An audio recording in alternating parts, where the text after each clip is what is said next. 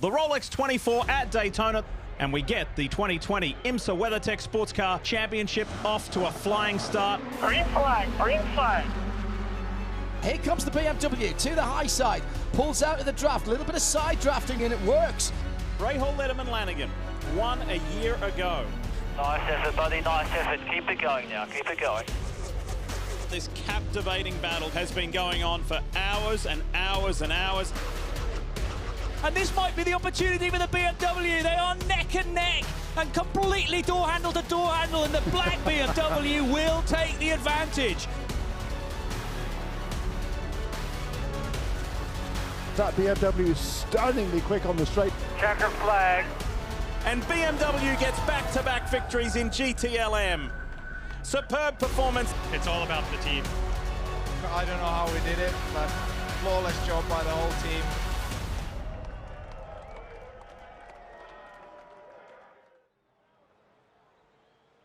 Hello everyone and welcome from beautiful Road Atlanta for this next installment of the iRacing BMW 120 Cup for the Rahal, Letterman, Lanigan team stream here live on Apex Racing TV. There's a fantastic group of people making this broadcast possible. Behind the scenes, Alex Simpson and Samuli Kumo and Lee Thompson. And with me in the commentary box, finally reunited once again with Wei-Yan Chan. Hello, Wei-Yan.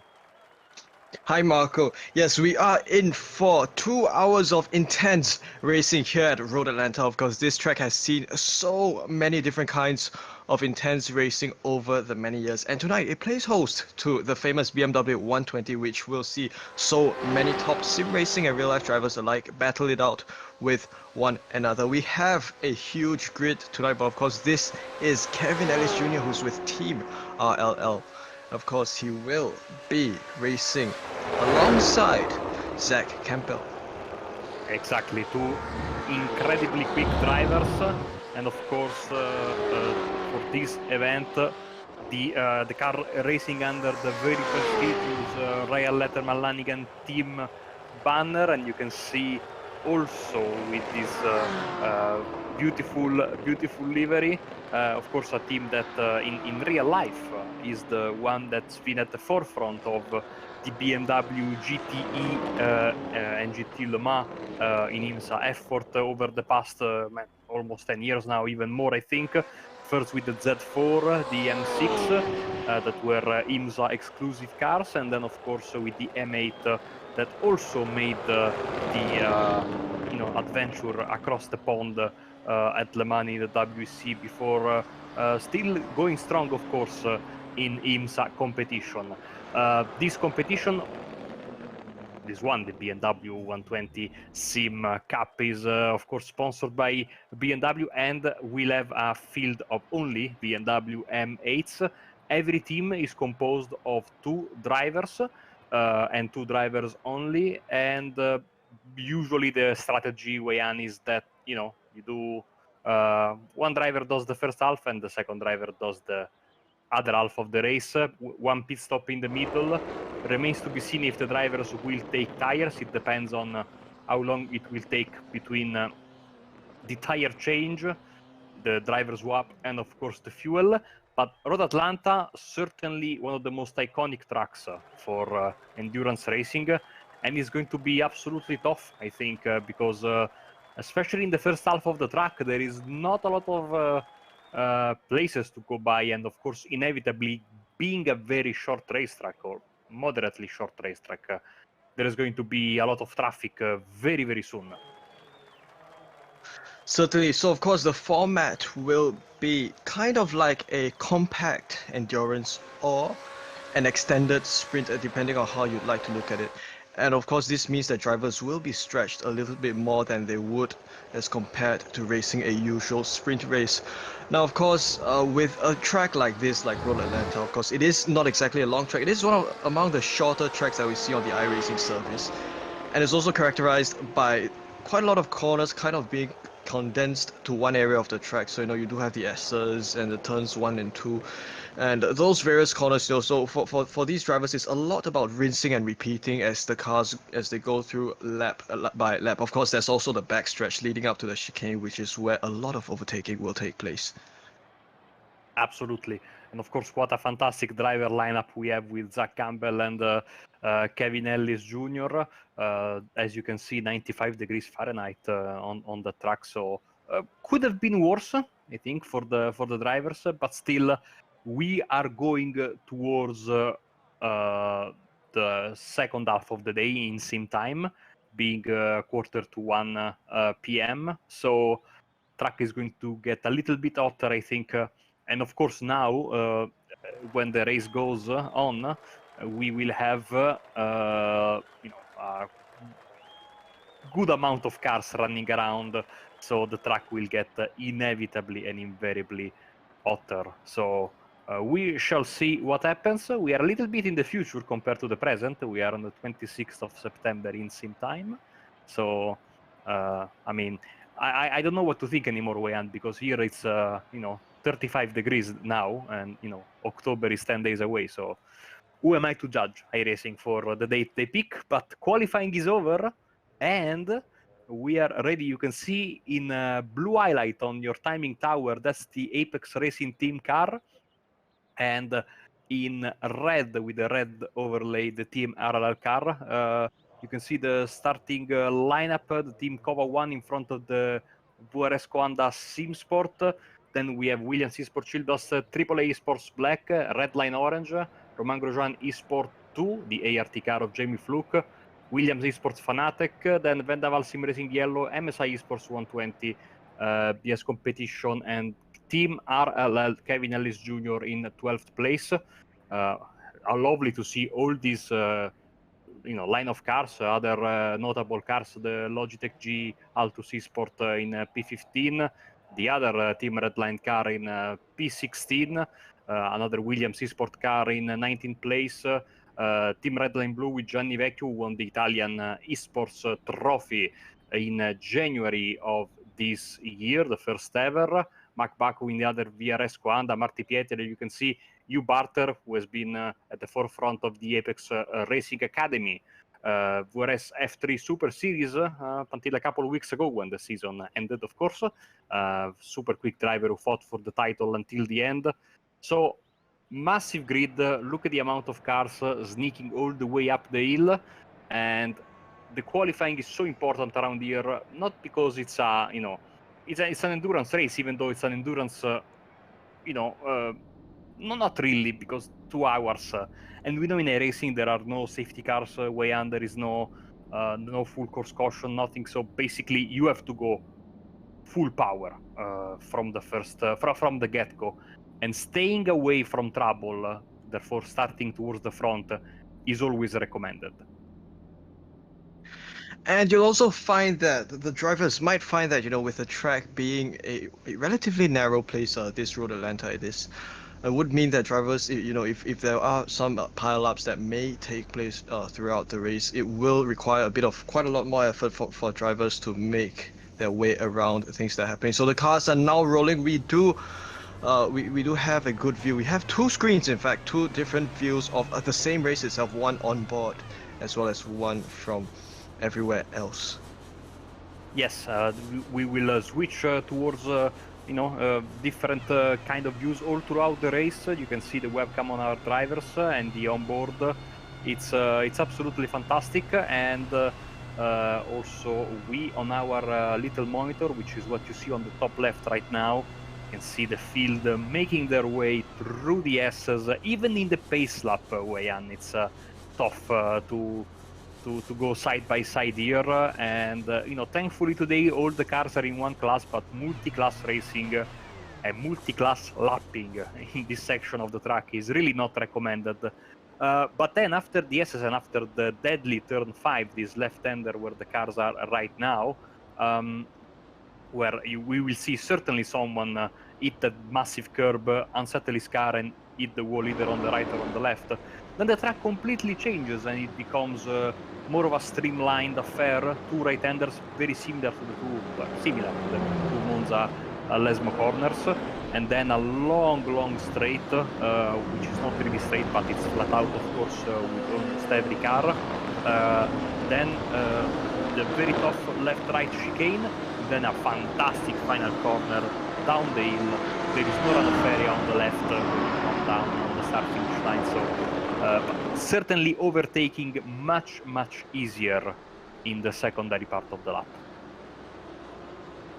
So this is kind of like a staging ground for some of the more major overtaking moves that will happen. So right now you do see a huge train of cars. As this is a straight, you see the whole parade of cars, and you also see on your top right Kevin Ellis Jr. You know, we do have a good view of him, and we will see races from his perspective as well. So this is them coming down this downhill. It is a quite a tricky braking zone as they come down into this left-right chicane. Here we go then with the field that's already speeding up. This means that the green flag will drop relatively soon. Massive amount of cars as the green flag drops, and the race is underway already. Drivers making some very aggressive movement. We have already some contact there at the front. Oh, and around goes the team Rahal car. Unbelievable way on, and backing up into the barrier. Some damage to the rear end of the car. Disaster for Kevin Ellis Jr. He was turned around there and hit the wall. Not very fast, but this is a massive disaster for the team. Lot of ground to make up straight away. An unfortunate start for Kevin Ellis, and it does mean that he's lost so many positions hand over fist, and I think he will require the next 2 hours to reclaim as many positions as he can, but he is already beginning to do so. He's taking the position from John Weitendorf for P45. He's got alongside the blue BMW over there, so that was quite a good move along the inside. So right now they're now going along the back stretch. Unfortunately not that strong of a slipstream that Kevin Ellis does have, but he does sit between two cars now, so I think he will kind of get himself additional momentum as he goes for an attack down into the chicane. Is he going to go along the inside for the gun? He's moved up to 43rd position and he's cleaned that move off, so that is 1 or 2 positions down. Yeah, hopefully the damage is, the most important thing I'm seeing from here, the rear wing seems to be straight, because of course the last thing you want to do, especially with the old or current, let's say old damage model in iRacing, is bend your rear wing. But of course now it's a tough proposition, because you need to be aggressive but smart, because I know that Kevin wants to make up as many positions as possible, but at the same time he needs to do so with ease, as there was a car pointing in the wrong direction there, as Kevin goes around the outside here on the first of the two right-handers. Massive traffic jam, a little bit of a bump, almost sideways goes the Scottish driver, and now still waiting to get past Orno Campbell in P41. We will have a replay of the start very soon, Wayan, and here we go. That's it. You will see the massive, accordion effect there, and the smallest of touches, I'm afraid, which meant that the car went backwards, but thankfully not at the highest speed possible, very slow. So I think that that's what made the car take as little damage as possible. As we go back live up the hill, fantastic start from Kevin. He's doing some incredible work already up to P41. So he is gaining more and more positions as he tries to regain. He began, in fact, from what would probably be 12th position, and he is currently stuck down in 41st. So it will be some more time before he can probably get back to where he began from. So, of course, we do have the Apex Racing team car on your other screen, and they're now both on the backstretch. So right now we have a look at Kevin Ellis Jr., who does go on the slipstream, and he is probably going for another move up to P40. Just getting a good slipstream. We're probably going for an attack down into this chicane. He does get his nose alongside, but that's probably not close enough. But is he going to go for a switchback as he goes along the exit of the chicane and down into the final corner? It does look like he's managed to almost clean it off. In fact, he holds on to his newly gained position. He's up another position. And we're just going to keep seeing this happen over and over again as he makes his way forward again. Yeah, P40 right now. Yeah, his personal best 117.3 in this lap number 3 that just ended. Lap number 4 starting right now. Of course, clock there you see it on the top left of your screens, counting upwards to the 2-hour mark, and Kevin seems to be determined to make another move, flashing his headlights, trying to unsettle the driver in front of him, or at the very least, you know, telling him that he is there and he's about to make the move.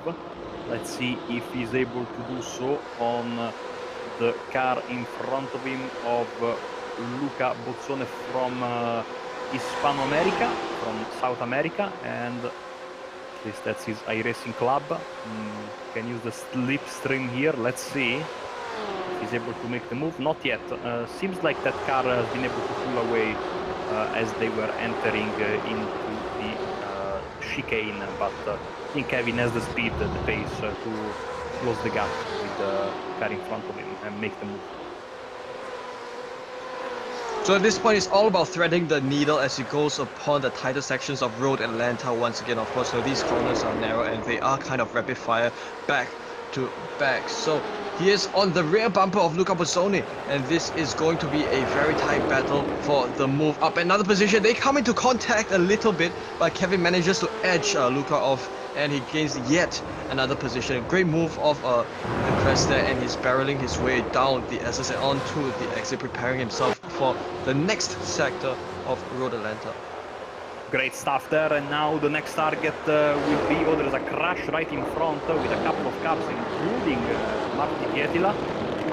So that's 2 freebies for the number 98 car, up into P37 and looking to get into P36.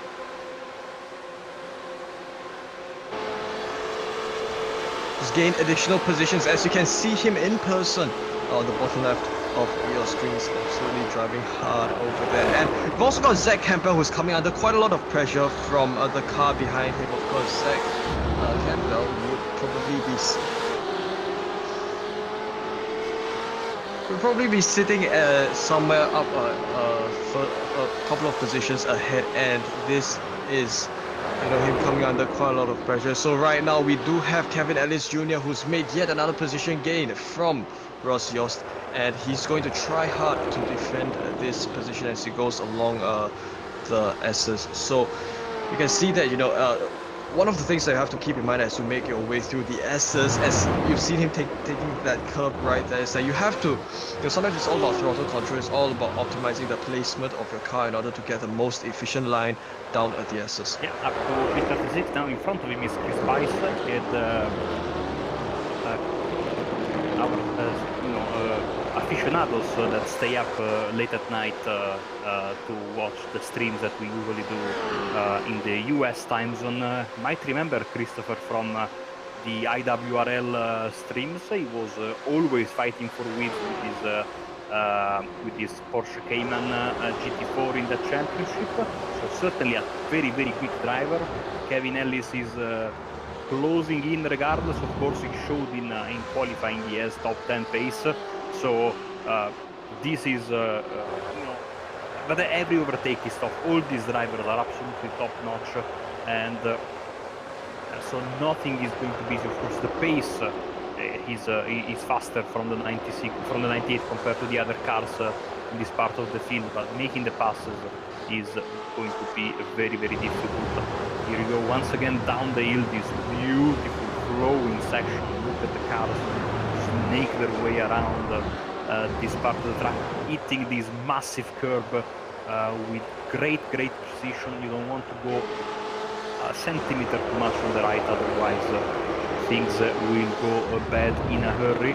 And now trying to get all of the draft that you can, even though these cars are not that draft sensitive in my opinion, and trying to make the move at the chicane on the inside. It seems like I don't know if it's because of the damage or because of the way the car has been set up. The draft on the straight seems that the other cars are a bit quicker in a straight line compared to Kevin that then makes it up in the flowing sections. And look at that, he's already on the back of the car in front of him.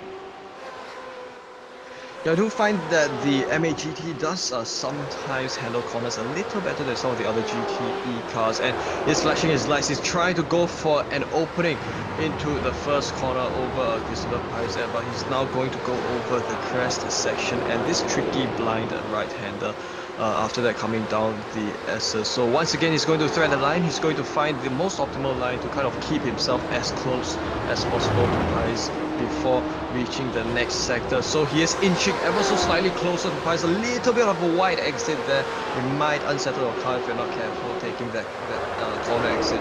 But he's now on to the faster section of the Road Atlanta circuit. These two right-handers, you know, even one is on camera, this one it is off camera. So it's all about trying to get a good exit off that second right-hander, which Kevin has done so exactly. And he's now back on the slipstream with Christopher Price. So let's see if he's able to kind of think of any moves as he comes upon the braking zone of the chicane. As you can see, I think on your stream, that looks very much like a Natasha Carter in front of Kevin, as he tries to go for the move. Yeah, that looks like an Natsune Miku livery. Kevin won't be intimidated by this and makes the pass on the inside. Wonderful, brilliant to see these cars around. Marco, come on, you're such a huge fan of these cars, and I think you must have some inbuilt sensor in you whenever these cars appear in sessions. So Kevin has gone even more positions up, and he's just inching closer and closer towards the other end of the field. So next up for him will be Kim, who sits in 34th. That gap sits at just over a second, which Kevin will try his best to close as he goes over the next few corners. Yeah, and of course good for Kevin that not only has great pace, but most of the drivers in front of him are actually in a battle or fighting or in some sort of traffic. So that can help him a bit more getting to close to the drivers in front of him. Let's see now how long. Basically, the entire field is still in a long snake, which is the expected given that it's a single make race on a very very small and twisty track. Look at that, but this also then on the other hand makes it difficult to make the moves because there is not a lot of space to go by, as we were saying earlier. On board with Kevin, as we have also some beautiful shots from the rear view mirror. So basically this works as a double on board. You can see in front and you can see behind. Look how aggressive he's trying to get on those curves, and then this treacherous corner. Look at, oh dear, that was scary. I don't know about you, Wayan, but I have ended many a race in that fashion. Great control from Kevin.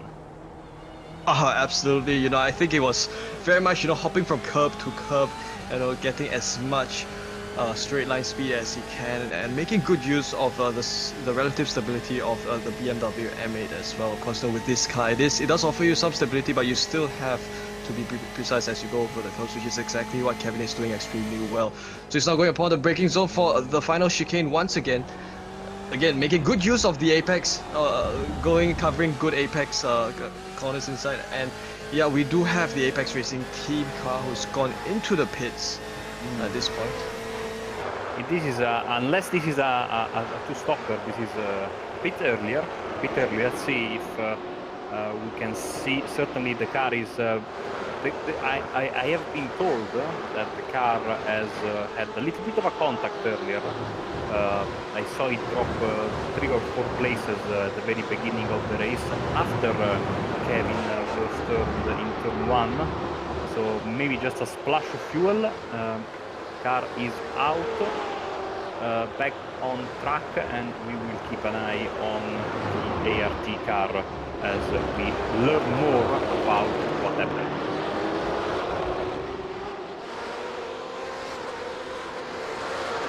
So we're just going to continue going on with Kevin Ellis at this point as he's going deep in a slipstream with Kim Salverson. Of course, he is going so close to him. I think 10, yeah, exactly. It is within attacking distance. So he goes, lunges for the move along the inside. Very efficient move that cleaned that off. And he is going to hunt for the next Norwegian driver ahead of him. That is Anders, who sits in 32nd. Yeah, great clean move there from Kevin, and now up into P33 trying to get the NSR Red Sim Performance.com car, as we have a car in trouble in front. Yeah, there is the Outbreak Sim Racing 9, which I think went into the wall or it on the left side. Probably this will of course slow everyone down there and cause a traffic jam. What I don't understand is that that car was next to their teammate, the Outbreak Sim Racing 38 car, so you don't want to hit your teammate, especially in an endurance race, you know. That's biggest sin in motorsport, as Kevin Ellis now trying to get past Kaiser here, and of course this mistake in front of him helped him get closer and closer to the top 30. He's finding himself stuck in a four-way battle pack right in the middle of that battle pack, and I think he is thriving at this point. So he's going to try his best to close up the gap with Kaiser, which sits at 0.4 of a second. Of course, he's probably coming under a bit of pressure from Salveson, who he just took the position from, who sits behind him. So after the next few corners, we should see perhaps even more changes as we follow along with Kevin Ellis. You know, he's gained so many positions from after whatever happened earlier on in the race, and you can just see him going hard at it in his car. And around goes the NSR car. So Under Kaiser lost the position there and then lost several more in a spin. And imagine, you know, you are sitting there, you are following this car. Oh, there's a big off there for the Outbreak Sim. Oh, and now a naughty move in the braking area. And Kevin is very, very quick to avoid contact and complete the pass. That was a very sketchy defense from Elliot Veron. Thankfully, Kevin was able to avoid any unnecessary contact there, even though now he has to defend from the French driver coming back.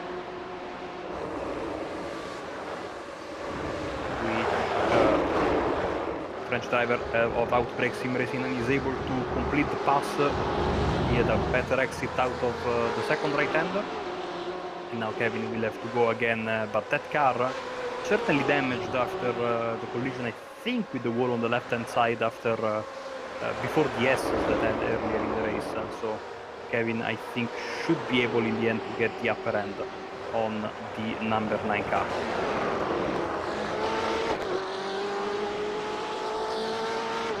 So he's pretty much exchanging positions with the cars in front of me, behind of him, and right now we do ride on the gearbox camera of Kevin Ellis. We have a good view of Salveson, who is probably looking to regain the position that he's lost. So they are kind of switching sides along the track. This is going to be very close, or rather, I think it was Elliot Veron that we were riding behind, and a mistake by the Frenchman, and this means that Kevin Ellis has moved yet another position up, capitalizing off that mistake, and he's found himself some clean air ahead of him, which he will continue to close up on.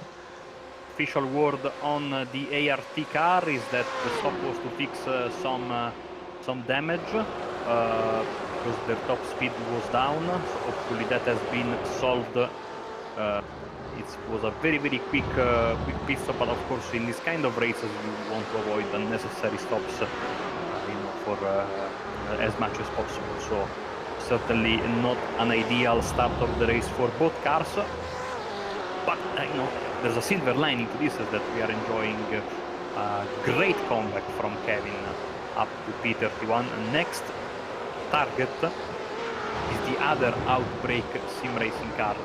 There it is.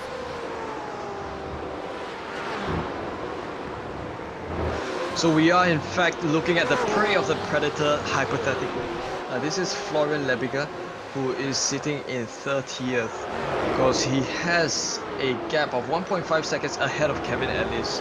So that is a gap that Kevin has to overcome in order to come within attacking distance of Florian. So it is now the backstretch. This is where Slipstream will come to play once again. So you see Zach Campbell spotting Kevin Ellis Jr.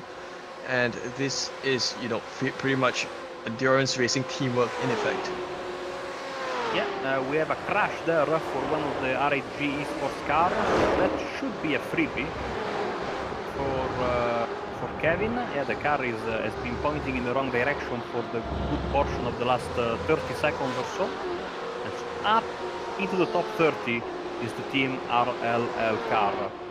So far a fantastic job from Kevin, making the most out of a very, very tough start of the race. 20 minutes on the clock. We have 1 hour and 40 left in this race. I am expecting stops around the hour mark, if I'm not mistaken. At least when I did this race in Daytona, in the bottom of the bottom split several months ago, we were able to make it in one stop, me and our ARTV colleague Alessandro Dalle-Donne. It was a race very similar to this because I qualified last of the qualifying cars. I was super slow, then he jumped in the car and was able to make it up to 5th position. You know, but you know, in Daytona it's a bit easier to make a comeback. There are, you know, the draft and much more easy to overtake almost anywhere on the racetrack, unlike here where basically you only have a couple of corners so you can make the pass. Certainly, so you do have two tracks that are kind of opposite to each other, of course, one being a long fast circuit with just 2 or 3 hairpins. And of course, you've got one here which is a rinse and repeat circuit. So, you know, I think this, you can draw quite a lot of similarities between Road Atlanta as well as shorter tracks on the surface like Lime Rock Park and such, where, you know, the corners just kind of come one after another, and the frequency of these corners do kind of take place. It is kind of a higher frequency. So what that means is that drivers, as they take each lap, you know, the kind of the rhythm and stuff like that, they'll all be baked into the driver's subconsciousness. But that also means that drivers will have to be extra mindful of things that may sometimes appear right under their noses. You know, when things happen halfway through the race, when you have incidents coming off. So, you know, at places like these, it can sometimes throw you off when your focus is not 100%.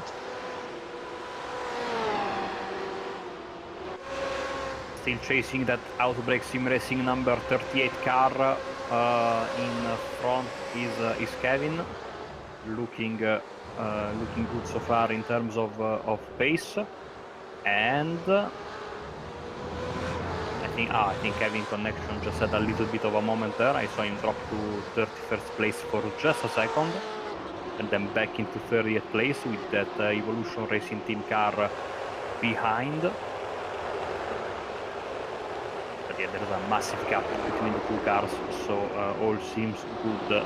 We've seen Kevin's connection give up a couple of times, you know, for just a couple of seconds. The important thing is that then the car immediately reappears, because otherwise it would be a bit worrisome. But all seems good so far as we enter into the 23rd minute of this race. 18 laps completed by the race leaders. And I think we are going to, well, first of all, the team RLL has been kind enough to give up their time with 3 of their engineers: Adam Coulthard, Aiden Sharretts and TJ Thompson. They have sat down with our very own Alex Simpson, and we are going to listen to a bit of this interview, starting with their thoughts on the iRacing IndyCar Challenge that was, of course, that took part during lockdown. I mean, did you guys have fun during the Indy, the Indy Challenge when it was on there? Yeah, it was very cool. We got to, with the pandemic and everything that was going on, the team was kind of separated in communication. From the engineering side, we still had a lot of projects that we were working on, but as far as kind of collaborative stuff and communicating together, there wasn't really much going on. So the iRacing kind of brought TJ, who had experience, who's a mechanic, and Aiden, who's a damper technician, and a couple other guys that have been helping us out. It kind of brought the whole team together, and we we got together on Discord and during the practice sessions, and it was good for kind of communication stuff for the team. But it was also just a good time to keep fresh with everybody and keep that team atmosphere going. But it was fun as well. I want to know if there was any, there was any banter going on in the paddock with the other teams in terms of how you guys are doing. You know? Well, there was definitely some conversations going back and forth about how much engineering was being involved in in each. You would see people log on, then all of a sudden you see, they have 5 spotters because there's 5 engineers that are logged on, and people have multiple iRacing accounts so they could watch multiple drivers at the same time, and you have people all over the country trying to digest the data and help out. So yeah, there was definitely a lot of competition as far as that goes, and I'm very thankful that they stayed with the fixed setups, because it would have turned into as competitive as all the teams are, we would have devoted far too much time into iRacing to try and beat everyone else. I mean, you can come and knock on our door. We're Indy 500 winners as well. That's exactly why we contacted you guys. Yeah, we said we need to work with the best, so we definitely got in touch with you guys, and I mean, obviously that helped. Graham was super competitive on iRacing, and obviously Takuma won the Indy 500 this year. So I'm not saying that's because of iRacing, but it definitely didn't hurt working with you guys. I thought you were going to say it was because of us for a minute. You put us in new ideas, new directions, new setup ideas. Yes. I asked him on the podium if it was all the iRacing. He said, of course. So.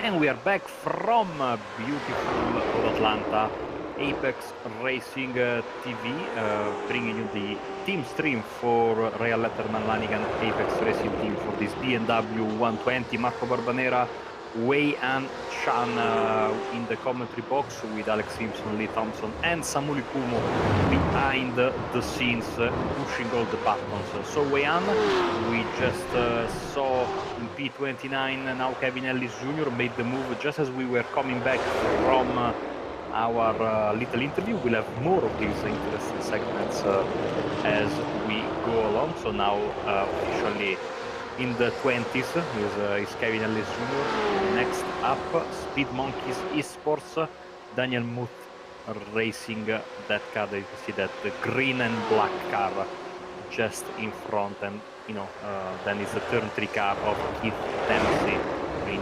P27. So these are the next targets for Kevin. So I have to say, Boyan, and it's been an interesting, to say the least, start of the race. Oh, it certainly has been. Now, of course, Kevin has fought extremely hard, from start to this point, of course, climbing through so many positions, and he's also going to do more to come.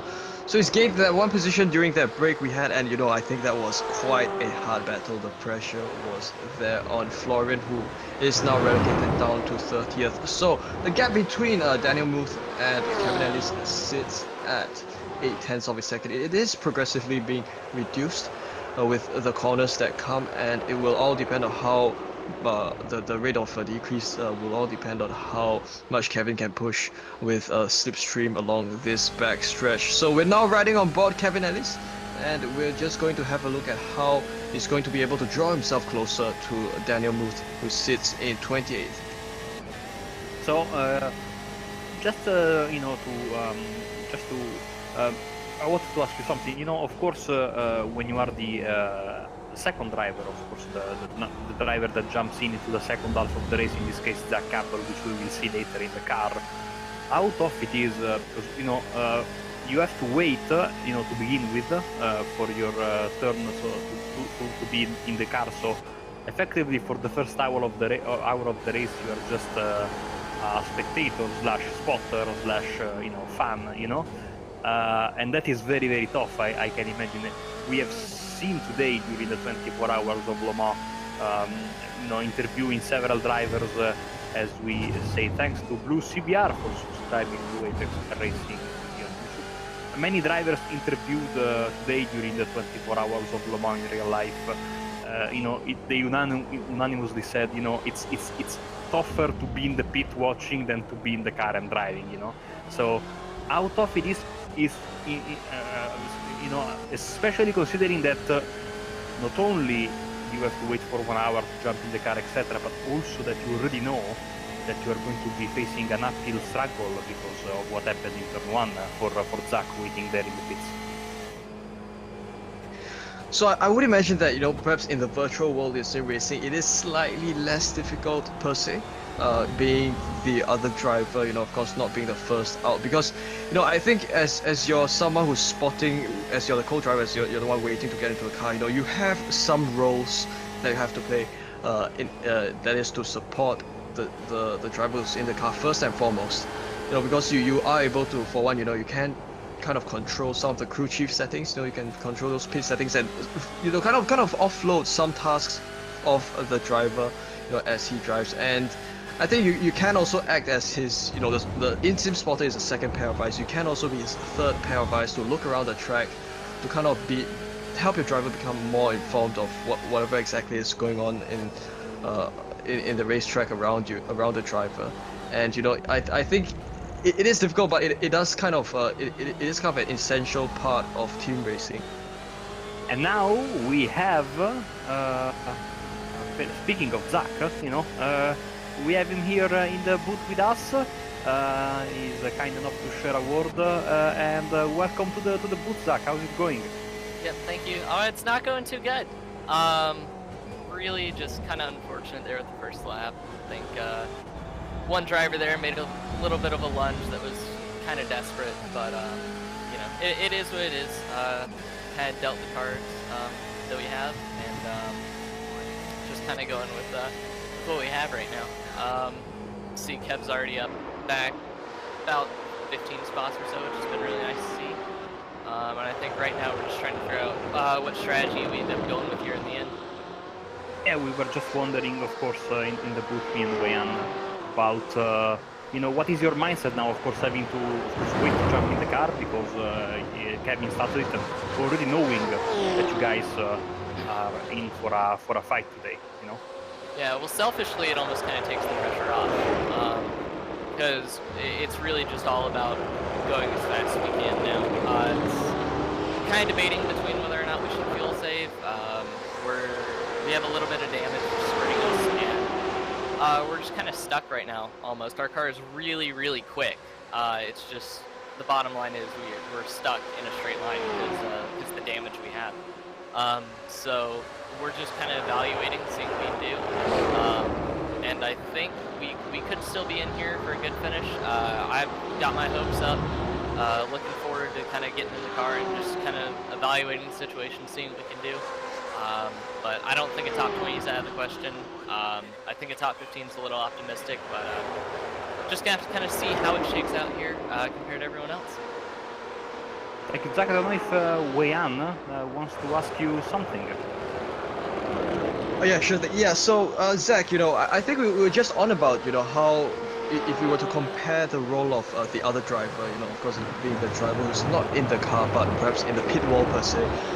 If we do compare between, in real life and virtual, I would imagine that I think Marco did mention that, as a driver waiting to get into the car, watching the race from the pit wall, it feels a little bit difficult, because you're not exactly in the car, you're there trying to root for your driver, but you also know that, when it's your turn to hop in the car, you will probably have an uphill battle ahead of you. So, of course, when it is in at least in iRacing, being the other driver, you do have some additional roles that you can do to support the driver, such as being a third pair of eyes for your driver in identifying perhaps various developments that might be taking place around the track, and also some crew chief settings. So, what are your views regarding this?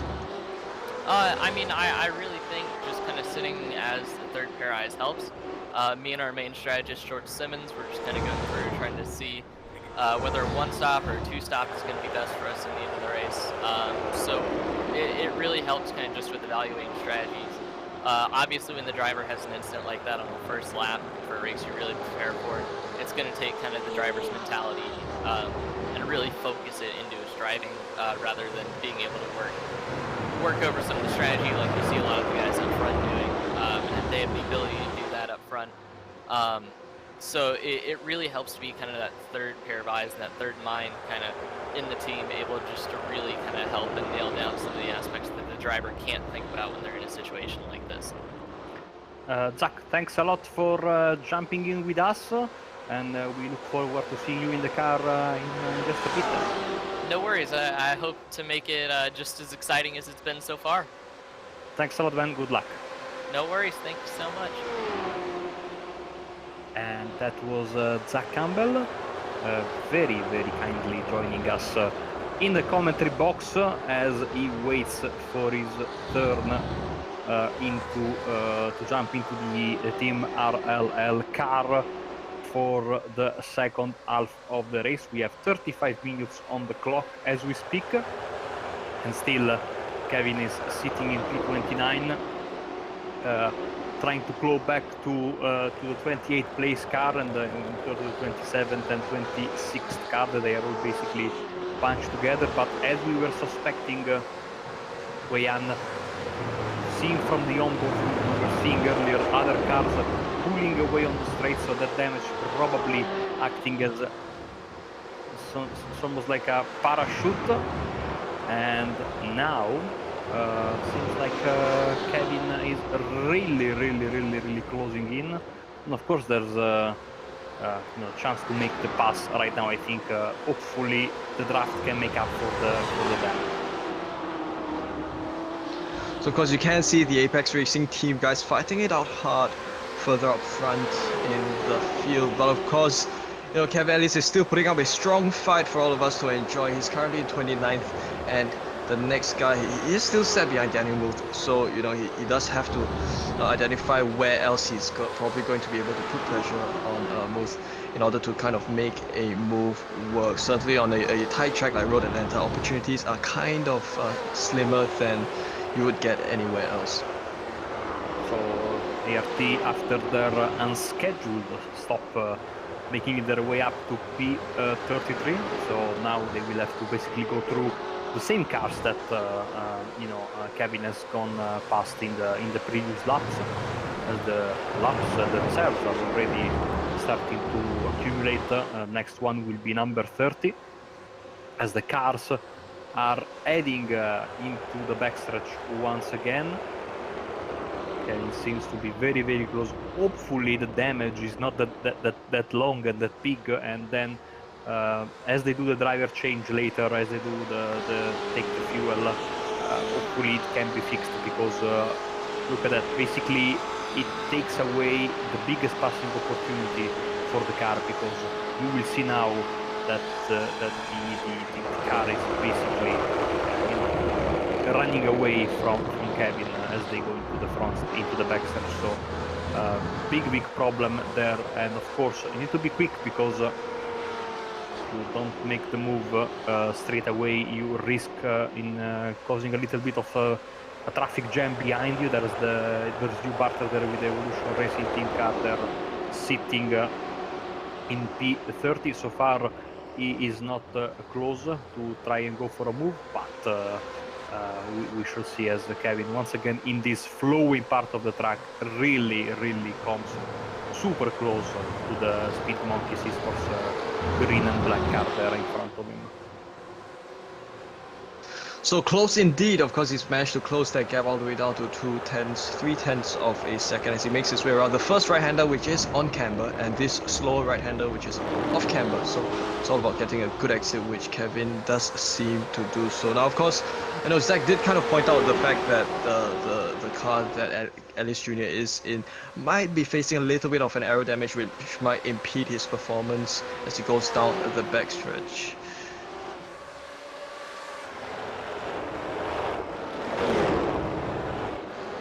Heading into the chicane once again, and you can see that still having issues getting there in the draft. According to our well-informed sources, 5 kilometers per hour down on speed on the straight compared to what the car should get, Wei-An. So We say thanks to our well-informed sources, and hopefully that those 5 kph can be recuperated, where they can get them back when they go for the pit stop later in the race, as the hour mark approaches faster and faster. And once again, we have seen this for some laps now.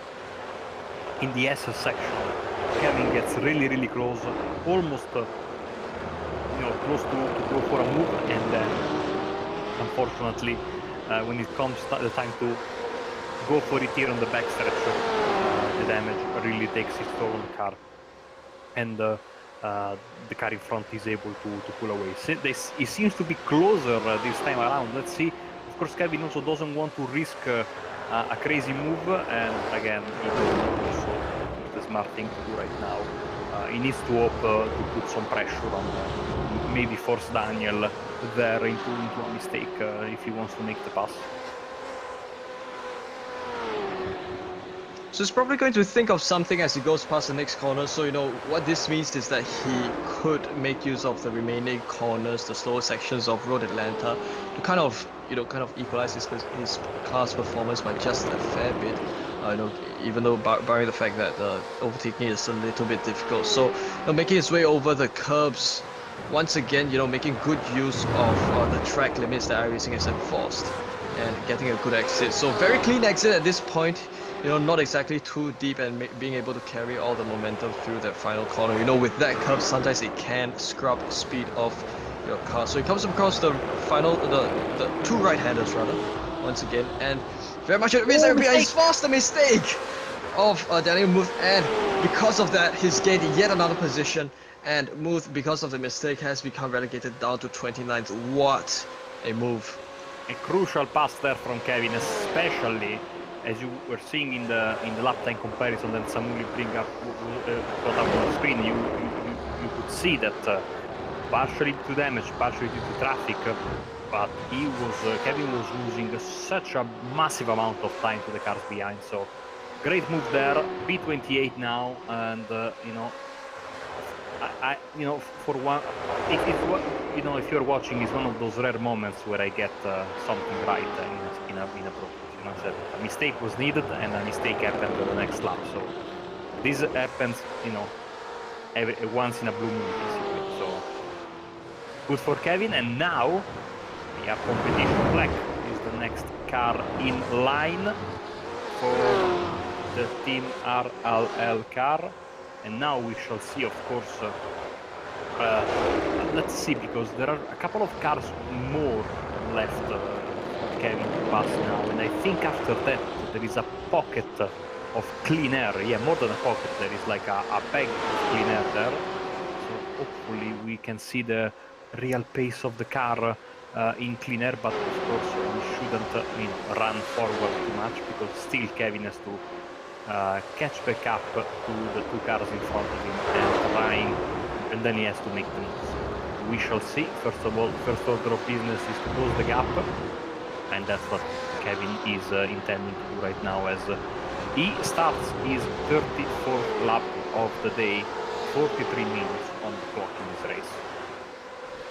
I've got a good view of Jamie Fluke of Apex Racing Team making a couple of positions up, exactly over the final chicane as well as the final corner. So he does sit a distance away from Kevin Ellis, but fantastic driving by Jamie Fluke nonetheless to be on top of his car. But of course, with RLL, it is Kevin Ellis. He is in 28th at this point, and next in line, of course, is the car in 27th. So that gap sits at 8/10 of a second, sometimes dropping to 7/10. So I think with a little bit of a less slipstream, we could perhaps see a bit of the effects on Kevin's straight line speed at this point. Yeah, apparently half a second faster this time by, according to our well-informed sources, was Kevin Ellis Jr. this time around, and that was still with having a bit of traffic. Of course, you can use that. When you are that far away, it's still more helpful than unhelpful, with just a sniff of the draft, but no air washes.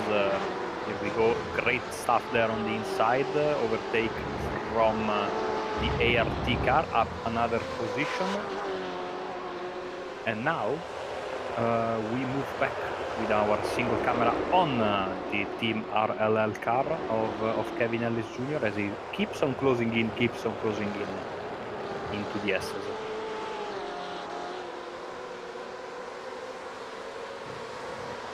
Down the S's once again, and he's just trying to inch closer and closer to the car ahead of him. So of course, with these GT cars, aerodynamics do play a huge effect on how the car performs, but there is still the element of mechanical grip that these cars rely on, given that they're still tin-top cars after all, and not open-wheel cars or prototypes for that matter. But this is bumper to bumper, almost bumper to bumper between Ellis and the driver in 27th. So the gap has become reduced to around 0.3 of a second. So any move can take place within the next few moments, as long as Kevin is able to get within the tagging distance, and this is him breaking down into the final chicane. So you can just see that under braking you are sometimes able to close your gap up.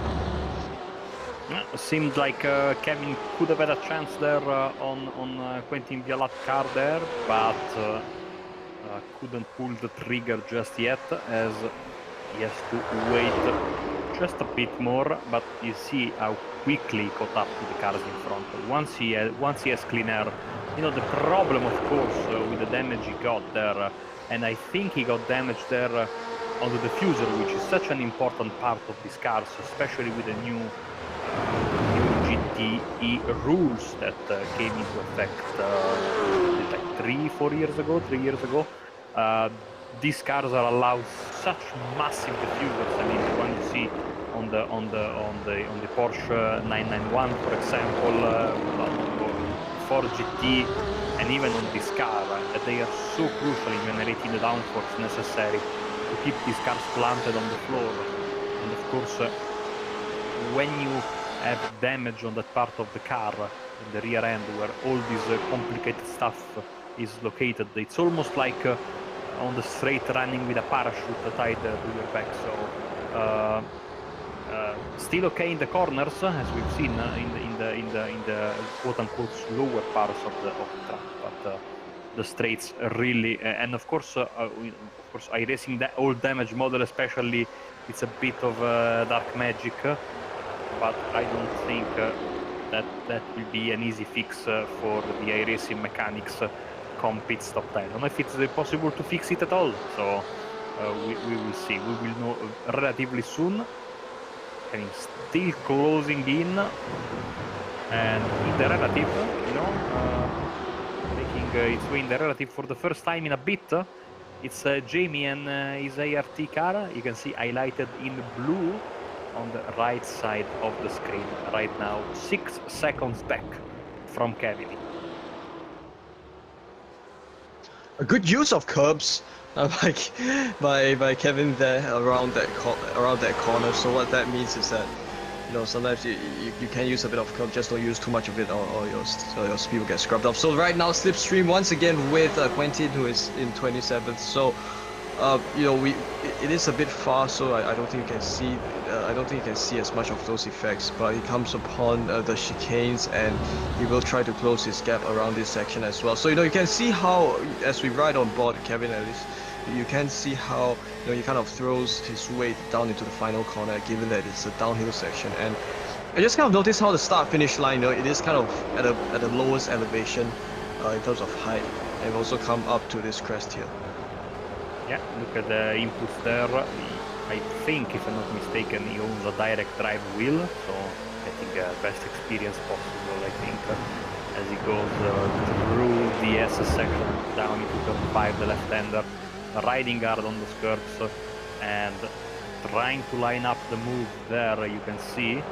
But of course, there is no passing through here unless there is an egregious mistake from the car in front.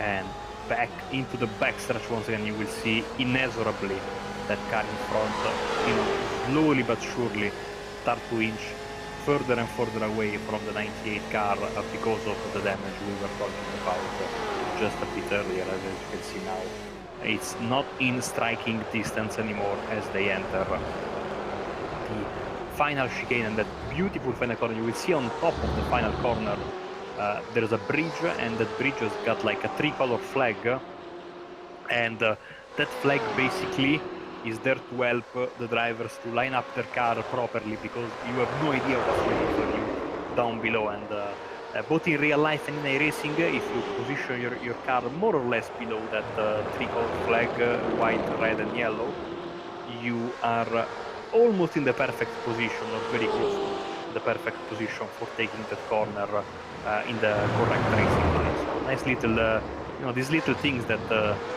iRacing tries to bring into their sim that are also used in real life. Oh, that's so wonderful. If I know that, I probably have not had to go through so many crashes around the final corner. I think it's just difficult, given the element of surprise with the blind approach. We're still sitting with Kevin Ellis Jr.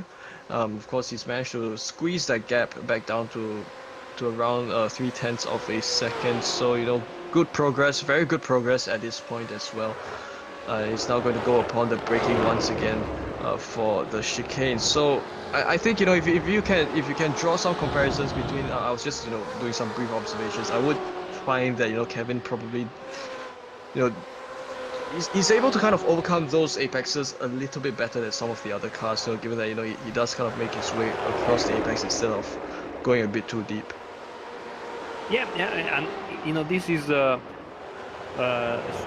far I think has been a brilliant driving performance from him. He's absolutely going through the motion, but with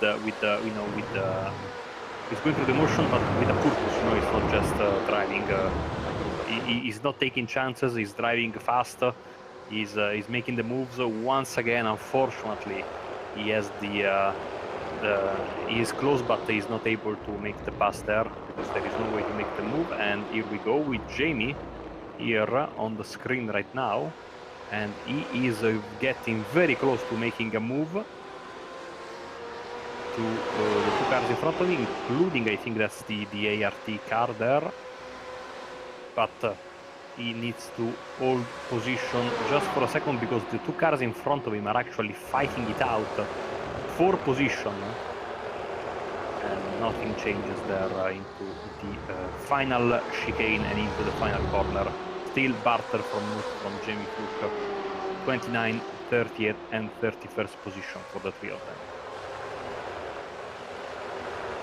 So you could well see a kind of a battle pack that might emerge with a couple of drivers on screen at this point. Because with Jamie Fluke just not that far behind at all from Kevin Ellis Jr. And of course, we are coming upon the 15-minute mark. So we are kind of approaching the midpoint of this race, which is where we would expect drivers to begin switching themselves, rather to take the driver swaps taking place. So we now have a good view of both the drivers from RLL as well as Apex Racing teams. So Jamie Fluke made another position up, so he's now 2 cars behind Kevin Ellis Jr. But of course we've got Hugh Barter, who's probably going to try to go for a comeback move of sorts, or probably going to try to gain another position for himself as he rides behind Kevin Ellis Jr. So right now in the slipstream, but he decides to kind of back off a little earlier as they come upon the braking zone. So I think when we ride on those cameras, you do kind of get one of the best perspectives of how a driver decides to take their racing line, exactly as it does with this scene right now. Coming across the start-finish line, I think you sometimes when you kind of push your car a little bit much, you can sometimes take your wheels along the grass there. But a little bit slidey goes what would appear to be Kevin Ellis Jr., or rather the car in front of him, and positions still remain as such. You can see basically every car has got damage on the front left. That is almost a byproduct of this track. You see, especially if you look at the splitter on the front left, both in Kevin's car, the car in front, but every car you can see on the field will get this damage sooner rather than later. So nothing to worry about there. Kevin side by side, almost coming out of the double right-hander. Once again, unfortunately, this has to be so frustrating, Wayan, I think, for a driver.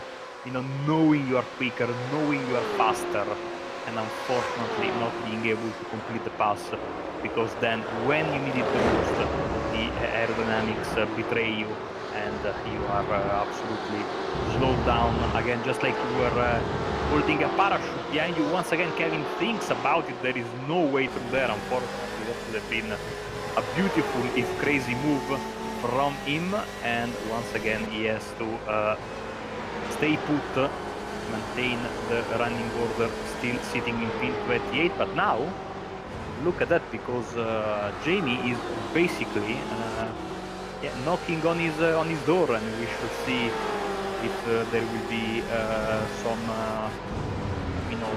positions, if they want just if they will collaborate with each other and not get in each other's way.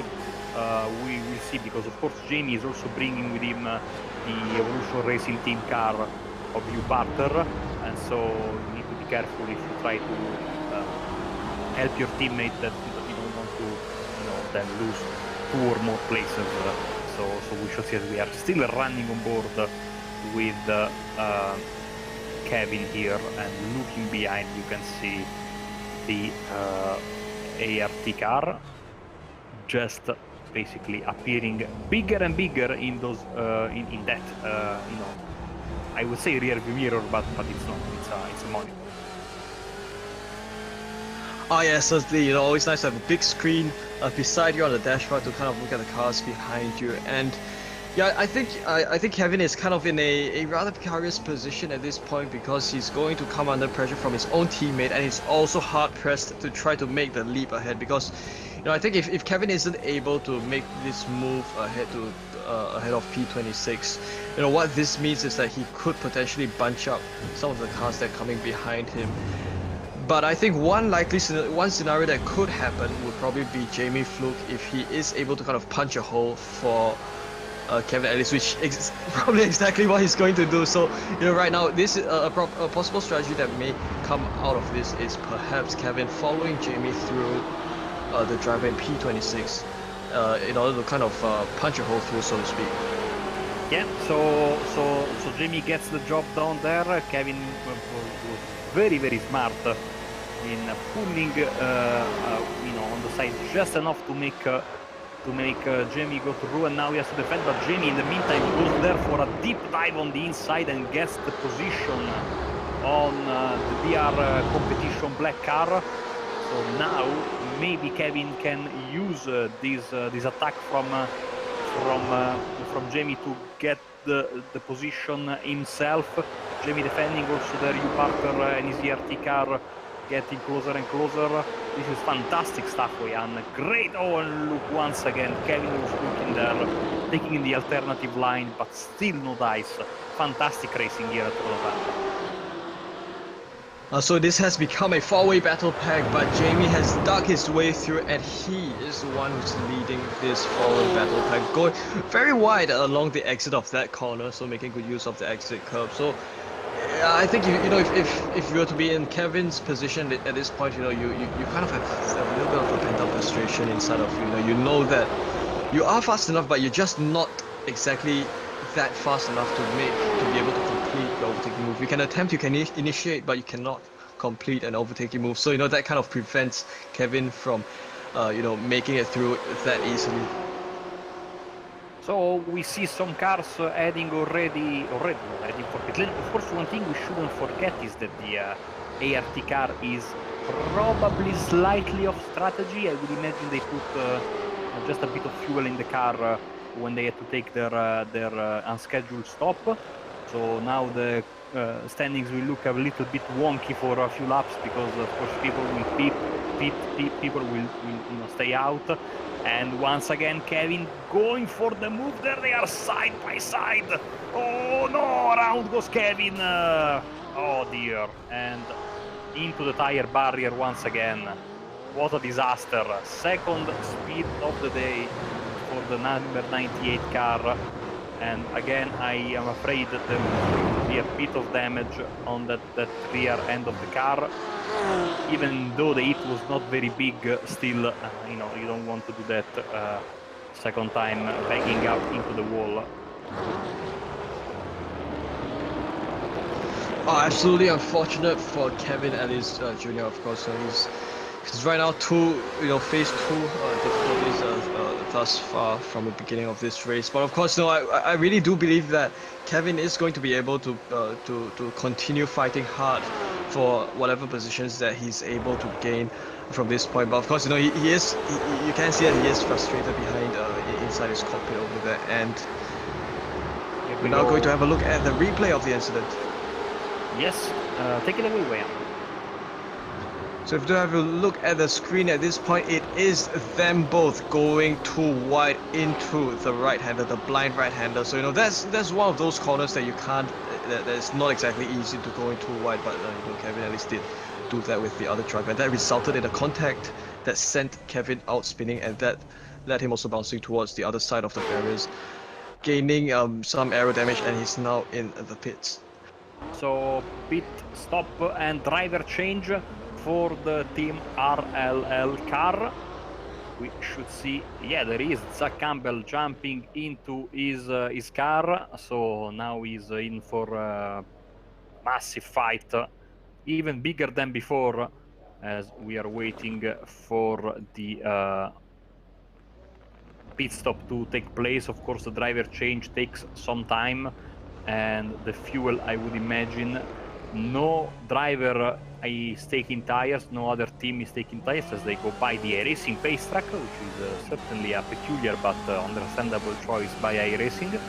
And back onto the track in 33rd position is Zach Campbell, of course, being almost at home, I would say. You know, it's given that we are in Georgia, in Brazil, Georgia, which is home to more than a couple sports car teams in the USA, and I think also home to there is a racetrack that also is in a racing that is basically on the other side of the road compared to Atlanta. But yeah, certainly he has the on-field advantage, as now we are going to send it once again to our fantastic interview that we had with Alex Simpson and the RLL engineers, and now we are going to listen them talk about telemetry and the difference in telemetry between iRacing and the real world. When you were doing the Indy series, like what were the differences you noticed, sort of like in terms of the data you were pulling out compared to real life? So really, the data that we were using with VRS was definitely, like I said, we were using VRS and Motec a little bit. But the data we were looking at, because it was a fixed setup, was a lot of very small, especially at the speedway, was very small driving line, turn-in points, and stuff like that, because we were talking about hundredths of a second for qualifying laps and stuff. So that kind of stuff was very, very similar in a sense as to what you do with the car has a similar result. Some of the setup stuff is different, but we weren't necessarily messing around with that stuff. So the kind of techniques that you can use and the way you look at the data to try and find places to improve is very, very similar. So were the guys kind of like, were they studying each other's data? Exactly, yes. So we had VRS set up with all the guys, Zach included. Zach Campbell was helping us out a bunch, who had a lot of experience, obviously, and Brandon Trano, who are both really fast in the IndyCar. And so once we brought them on and the drivers had somebody to compare to, it kind of lit a fire under the drivers, and you saw a lot more interest going into trying to look at the data, because when you have somebody that's a sim racer and you have a real racer that is a couple hundred slower, they start to focus on the data, and they found out where to make a difference, and honestly they picked it up really, really fast. So big thanks to you guys for helping us out with that. It was a big help, and it was a lot of fun.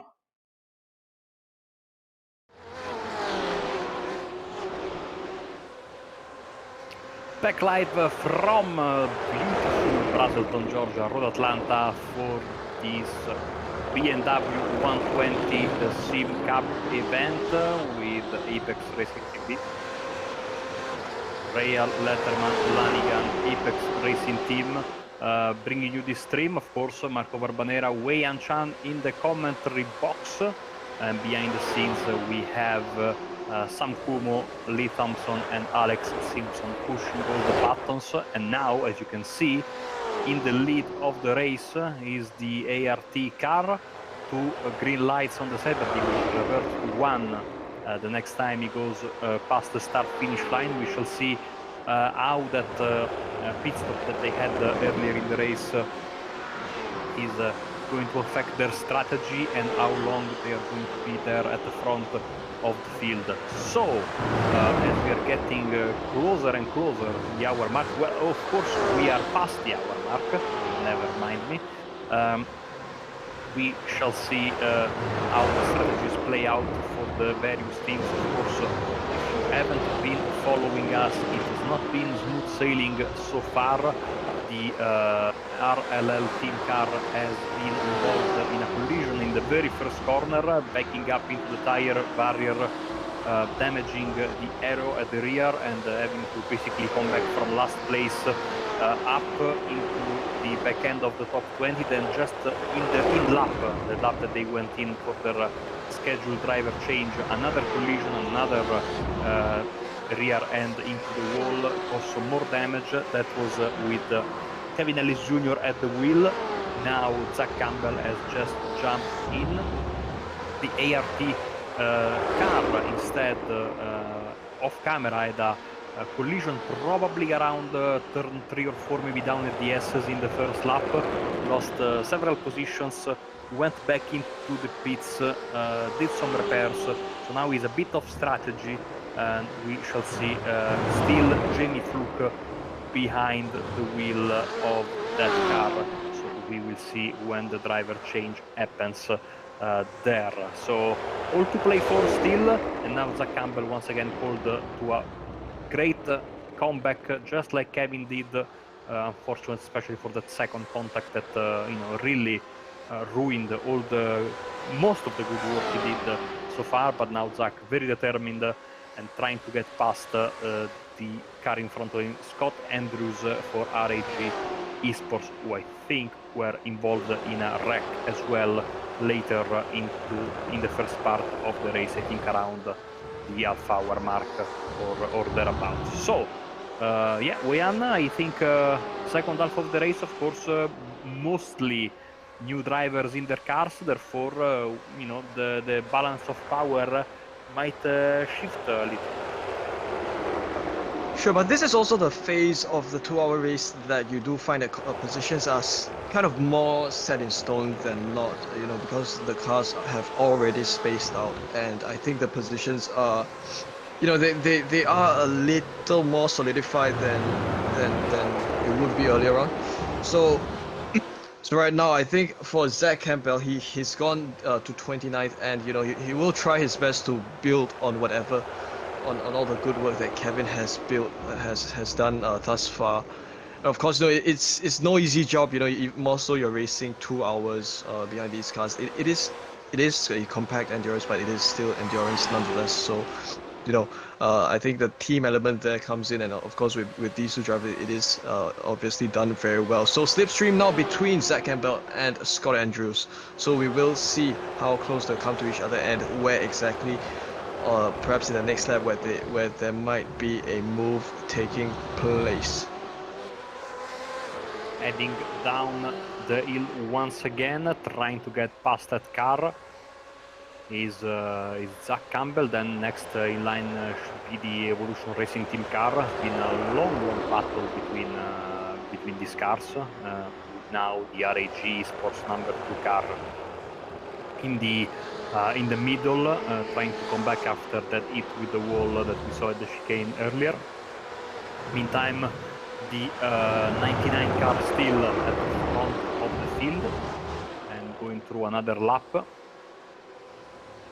and setting another quick lap. We'll see again how long. Of course, the more you stay out, bit shorter the pit stop is going to be. Of course, there's to consider, unfortunately, that with the fuel, but of course the driver change is still going to last the same, and the driver change is required. There is a minimum and a maximum of two drivers involved in this race. Therefore, you are required to give the car over to another competitor, and of course that driver has to do the fair share of laps in order to get the result homologated by iRacing from the end of the race. Lap 54, 1 hour and 10. We have 50 minutes left in this event.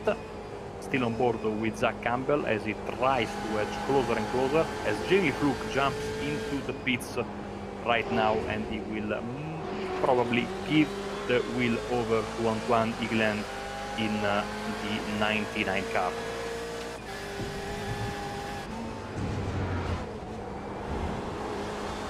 So of course we're still continuing being on board Zach Campbell's car, so he's having he's trying to put whatever pressure he can on Scott Andrews to make a move work. So whilst the driver swap takes place at Apex Racing Team, the blue BMW car you see on your right, they are going. The positions will become more equalized as you will see that some of the drivers will drop in position as they return to the pit exit. So the RLL car going along the backstretch at this point as he comes upon the braking zone, and this is where perhaps an overtaking move would usually take place, or rather it could take place, but the distance wasn't exactly there for that move to take place. So down into the final corner, and we will see that the gap between both drivers sit at 0.4 of a second. So it is a fairly close distance for most of the slipstream to work, although I think the distance still has to be closed out a little further for overtaking moves to work. And as we were expecting, that I think that this would have happened even without the second crash for the 98 car. But when Kevin moved over for Jamie a few minutes before the stops, Jamie literally, flew away past. So despite both cars being involved in some shenanigans early in the race, seems like the ART car is in much better shape, and that was even before the second collision that Kevin had with the barriers. So certainly looking good for the 99 car. We will see how much can they progress, whilst once again here is Zach trying to get a move on the car in front, but still I think despite the pit stop probably there was nothing that the iRacing mechanics could do to fix those aerodynamics issues on the rear end of the car. So still lagging a bit behind in terms of front of top speed is the 98 machine. Because the aerodynamic issues still kind of rear the ugly heads, as the cars become pushed even harder. So, of course, the minutes do kind of tick by, and of course, at this point, Zach Campbell is still in 28th, although he has closed the gap with Scott Andrews down to 0.2 of a second. So, very focused in trying to perhaps go for any opportunities that he can find with Scott Andrews in front, and he's going to go around this right-hander, getting a good exit and preparing himself for a run down along the backstretch. As on you see, the problem is that the ERT car is giving some draft to the car in front of the RAG sports car, so this is not helping. Zach, I think, too much, as I think that the ART car is having a bit of a battle there in the positions there in front. So see the car moving up and down the standings quite a bit. P24 right now is still focused on both cars. You can see on the right side and on the left side of the screen as they go through the S's once again. Both cars, but the ART car is coming out of the S's and the RLL car is getting into the S's. To give you an idea of the gap that we are having between the two cars as the focus switches once again on board. With Zach Campbell, you can see the concentration on his face on the right side of the screen. I don't know about you, Ian, but when I drive, the rare times I use the webcam, especially during endurance races that I did with my friends, I make the most idiotic faces when I drive. It's not even funny. I don't know about you, but it's certainly not this very concentrated face that Zach is doing. As we have a replay before Wei-An talks about his war face, we should see replay of the ART car and see what happened. There we are on the right side of the screen, side by side with, I think that's the Orca car, if I remember the name correctly. And maybe a bit of contact. Yeah, Pascal, Antoine, not Pascal, has to go a little bit wide and basically gets freight trained with a massive amount of speed. Unfortunately, when you are racing off the line, not very happy with Antoine there, flashing his headlights, making the move back. Okay, so at least he got one position back out of all of this, and hopefully was able to go to the SS without any major drama, which I think that was the case for him. So back live, and yeah. So Wei-An, how's your you've watched Full Metal Jacket? How is your war face when you race? Wow, you know, for the fact that I don't exactly use webcam on my cockpit, so I don't think I'll ever know what I look like. You know, nobody comes into my room when I race. But yeah, I think I would also think my face would be a bit idiotic as well. I guess it's a given. You know, I think you want to get into a zone, so you don't want to exactly have anything else getting in your way. So of course you do whatever you have to do to reach to that point, of course, to get whatever it is ahead of you that you have to get done. So Zach Campbell up to 27th, because he's still sat behind Scott Andrews, but of course he has yet another car behind him, not exactly close by. So right now I think he's in a slightly better position to perhaps think of a move to make.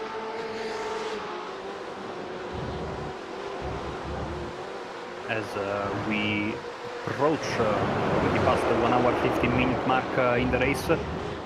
A couple of lap cars there in front. As you can see, there's actually two of them. One of them is Michael Lamoureux there in P44. Philip Philipsen is in P43, and they are both just in front of the dueling cars of Zach Campbell and Scott and Scott Andrews. As we are heading into the backstretch once again, and once again the same story. A little bit of a draft, but not enough, and the air damage rears its ugly head once again for the RLL car as they get into the chicane and down the bridge. Once again, another lap in the books, getting closer to crunch time because we have 45 minutes left in the race, and it's time to make some overtakes, but and I'm sure Zach knows he needs to make some overtakes, but unfortunately not much easier said than done. We're gonna find a funny photo posted by our friend Austin Knight in our chat of what an ideal game face would be like. Zach Campbell. that is the war face from Full Metal Jacket I was referring to. So Austin saw the movie at the very least. I think I have one. I might have one. It would probably be the 1,000 mile stare. Yeah, you know, when you're zoning out after a race, you know, you just want to rest and not think about anything else. Flashing lights there, you know, of course, every time you see flashing lights, it isn't always exactly a good sign, you know, probably an indication that a driver wants you to get out of the way. So yeah, that was Scott Andrews, and wow, Zach Campbell, he sandwiched himself. Oh, a bit of going loose there, but I think he's managed to fend off his position that he's been holding on to. But he's got Joshua Thomas hot on his rear bumper, so he has to now manage the pressure. That's Michael Lamoureux, the lap car, I think. Very close to him, so he was gently lifting away, but yeah, great save from Zach. You were absolutely right, Wei-An, because that car was all sorts of sideways, entering and exiting the chicane there, and it's so easy, especially, of course. Reminder, these guys are double steamed in the tires, so basically, especially with iRacing's new tire model which has been introduced. Sorry, tire parameters. I should use the official wording. The GT cars, especially GT car tires, especially, have been made less durable, so to speak. So, whilst once this was an easy double stint with the tires, now it's you know, in the end you're going to be a bit in trouble, especially of course if you've been pushing massively hard, like these cars has been for since the first lap of the race. So towards the end of the race, drivers will really be struggling for grip, and the track temperature certainly getting higher and higher with all the cars running around will not be helping at all. So let's keep an eye on that. Of course, this is true for the other drivers as well. So it works both ways. 102 Fahrenheit. Yeah, look at that. As we predicted, Wayne, with the sun still being in the sky and 50 plus cars running around, the track temperature was inevitably going to rise past the 100 Fahrenheit and 102 right now. So getting to that critical, oh dear, around goes Zach, but he saves it. He saves it, thankfully. Can he defend from the ERT car? That is the big question. He had to slow down the ERT car, of course, because there was a lapped car in between them. And let's see, holding the inside is Zach. So those tires really putting the RLL car in trouble, side by side, heading into the chicane. Zach has the inside, and I think he's able to keep the position. Scary moment there, but thankfully Zach was able to survive. So brilliant save by Zach to hold on to his position, and that was so essential to him to continue being on top of the car. So around the first corner, and he's in fact regained some buffer distance ahead of the two cars behind him. That buffer distance is at 9/10 of a second. So I think it does kind of offer him a little bit more comfort as he tries to focus on what's more important, that is to try to close the gap with the driver ahead of him.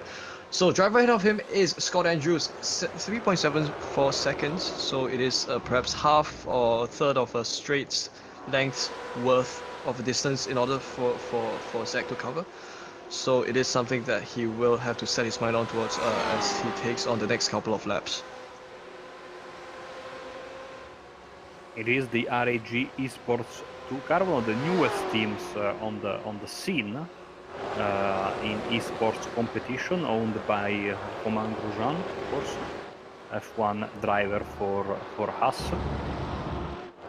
And it's great having all these big names getting involved, giving some legitimacy to the scene as well.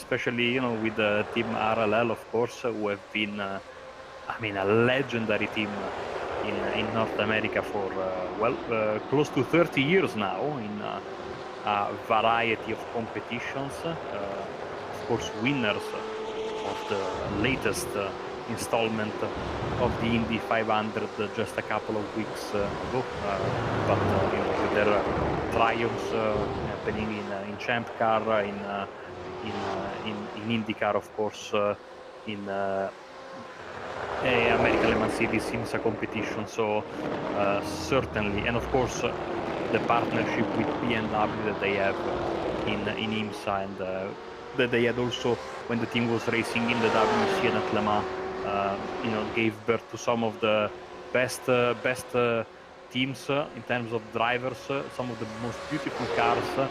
Especially, I loved the M6 in the GT Le Mans version. So the Z4 and the M6 were not allowed to race in the WEC. Those cars were running under a provisional because they were GT cars derived from GT3 machinery. The Z4 that we have on iRacing, for example, was first GT3, and you're not allowed to build a GT3 and then create a GT version. You can do the opposite. So those cars were basically only allowed to run in North America in IMSA competition. But with M8 the story was different, because the M8 was first built as a GT and built with the idea of coming back to Le Mans, to the WWC, and of course then it has been used also in IMSA as well, and still is, despite not being used in IMSA anymore. And of course some fantastic drivers, and having a lot of success, of course, in North America, sports car racing as of late. As Antoine Higlen is running down the hill, P24 right now, trying to close the gap with the Wild Animals Orca team, and then Ronin Simsport and AAA Esports White together with Logitech G Altus Esports. That is the front end of the top 20, so to speak. We'll see if he's able to come back after a little bit of a problematic stint coming out of the pits, losing a couple of positions, and Antoine now trying to come back. That was a bit too scary for me. I don't know about you, but jumping on the curves like that is a bit scary. Nope, not on this track. The curbs here can bite when you're not looking. So Islan is in 24th, and he's behind, I think it would appear that he's behind a lap traffic. So he's going to have to try to find his way across. I think sometimes lap traffic can be a little bit of a blessing in disguise. When there are no cars around, they can offer you that little bit of necessary slipstream. But after that, you have to then find a way around them in order to continue on your positions. So Islan is going to try to close his gap with the car in 23rd, which is 1.3 seconds ahead, and I think he's probably doing a great job so far doing so. And coming around the first corner now, I think it would probably seem like the lap car behind is not exactly falling off behind that quickly. Getting past the lap car of Kenzie Newhoff there in 39th place was Antoine. So up the hill he goes, and we switch back to Zach Campbell, trying to close the gap with Scott Andrews, who lost a bit of time there. Lately, of course, that the tough spin that we saw earlier coming out of the second right-hander really hurt him, and of course hurt his tires as well. So a bit of a struggle now, of course, bringing the car home in these last 35 minutes, plus wherever we get the white flag, will probably go just a bit longer than 2 hours as per usual on iRacing. Now on the backstretch once again, trying to close the gap in front. There is the Itasha car. No, yeah, there is the Itasha car to lap in front of Zach. So that should happen relatively soon, and always nice to have an Itasha car on the screen, even though just for a few minutes or seconds. Yeah, I think that's what Marco needs to replenish his soul, looking at one of those cars. It gets him all excited. Yeah. Well, Zach Campbell he still continues on his fight. He's in 27th at this point. He's still sandwiched between 2 Australians. They are Scott Andrews and Joshua Thomas in 26 and 28 respectively.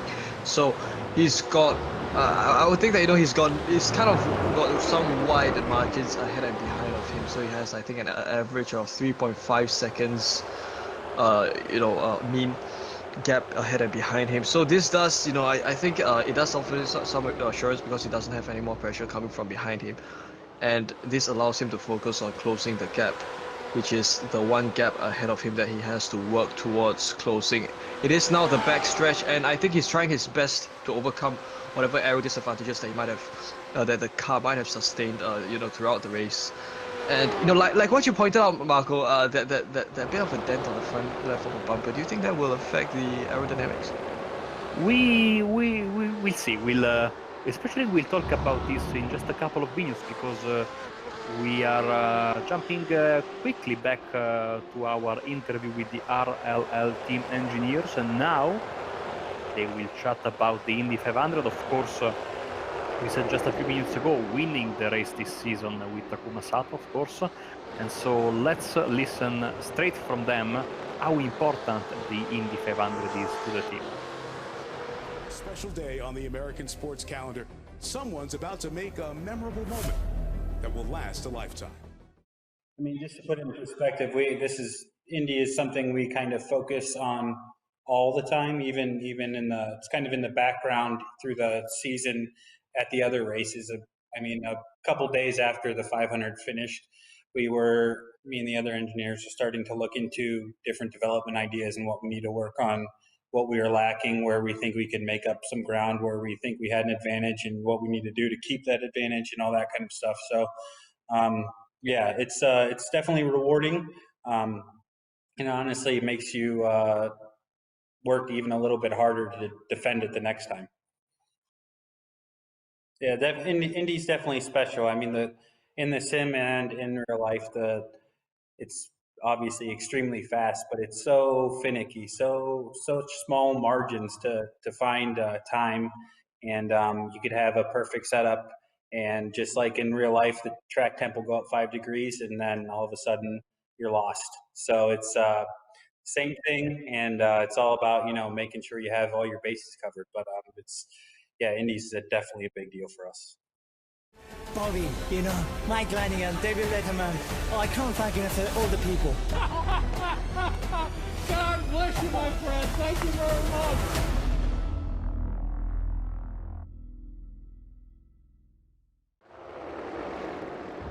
And we are back once again from Road Atlanta, this beautiful racetrack in Georgia, and we will talk about the BMW 120 Sim Cup. Once again, the ARL and the ART and RLL team stream on Apex Racing TV with Marco Barbanera and Wei Anshan in the booth, Samuel Kumo, Lee Thompson and Alex Simpson behind the cameras and doing production. We are entering the final stretch of the race, Ryan. 30 minutes left, and situation still the same. 23rd place for the ART car, 26th place for the RLL car. Both cars unfortunately involved in some early race shenanigans that really put both teams in an uphill battle from the get-go straight away. Because I think the pressure is kind of beginning to mount on some of these drivers as they try to make their next overtaking moves work. All throughout the field actually, and making good use of the exit. This is Zach Campbell. I think he's made his way around No, I don't think that's the lap traffic. So he's gone up another position. It's now 26. A great move by Zach Campbell, and he's going to continue to try to close the gap with the crowd of cars ahead. Now you do see on your screen, this is Kevin Ellis Jr.'s turn to support Zach Campbell from behind the pit wall, the virtual pit wall. Very much part of the whole online endurance racing scheme of things. So, right now I think what exactly is on Zach's mind at this point is he's going to try to have to fend off, not exactly fend off rather, because the car behind him is lap traffic, but he has to try to close the 2.5 second worth of a gap ahead of him, which is Scott Andrews. Well, we can ask Kevin Ellis Jr. what's the mindset inside the RLL car. Hello Kevin, welcome to the booth. Yeah, cheers Marco. So great to have you here. Tough race for you. Tell us about that first lap. What happened? Yeah, I think everything that went wrong today could have went wrong, to be honest. Anyone who was next to us crashed into us, and anyone who was ahead of us spun out when we were trying to save fuel. So yeah, some guy made a stupid move up the inside, 3 wide into turn 1, and just sent us flying off into the wall with diffuser damage at the rear. So down 10 Ks on the straight. So I was left the great job of trying to get some track position back, but also save 4 or 5 laps of fuel, which of course just wasn't possible with the damage that we had. So I had to try and find a balance, and got up to I think 30th or 28th or something, and managed to save a little bit behind those guys. And then on the end lap, I decided to push, and as soon as I got alongside Via Latte, just crashed straight in the side of me again, and it was off the road. So yeah, the driving standards today were awful, and at the moment Zach's just trying to save enough fuel push to the end. So I think the maximum we could probably get is 25th, 26th at the moment. So it's probably been as bad as it could have gone today. I don't know if you have been in contact with the ART car, if you know what's going on with the race. I know they had to stop very, very soon after losing, I think, 5 or 6 positions in lap 1. Yeah, so we were in contact with them, and they basically said we had no straight line speed, so it's clear we've missed something with the setup in terms of straight line speed. So they decided to go for the alternate two-stop. We were looking at the numbers before the race, and depending on how much fuel saving goes on at the front, the two-stop could have been possible. So we just thought, well, we're not going to go anywhere sitting in the pack, so they might as well try something different.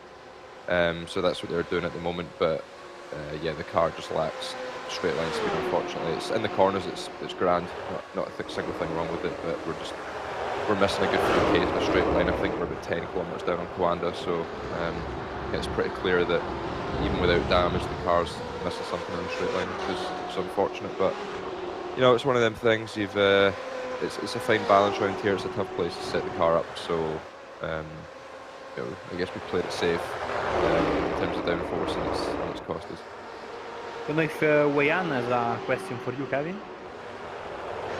Sure. Well, Kevin, I think phenomenal job that you did, to rescue the car right after the first lap incident, and also having to face a second incident, during your stint earlier on. So, I'm just, a little curious, because I think, with racing on the road, Atlanta is one of the tracks that would associate with sprint races, but kind of shifting this into a compact endurance format that is 2 hours endurance. How different has it made your approach to a race like this?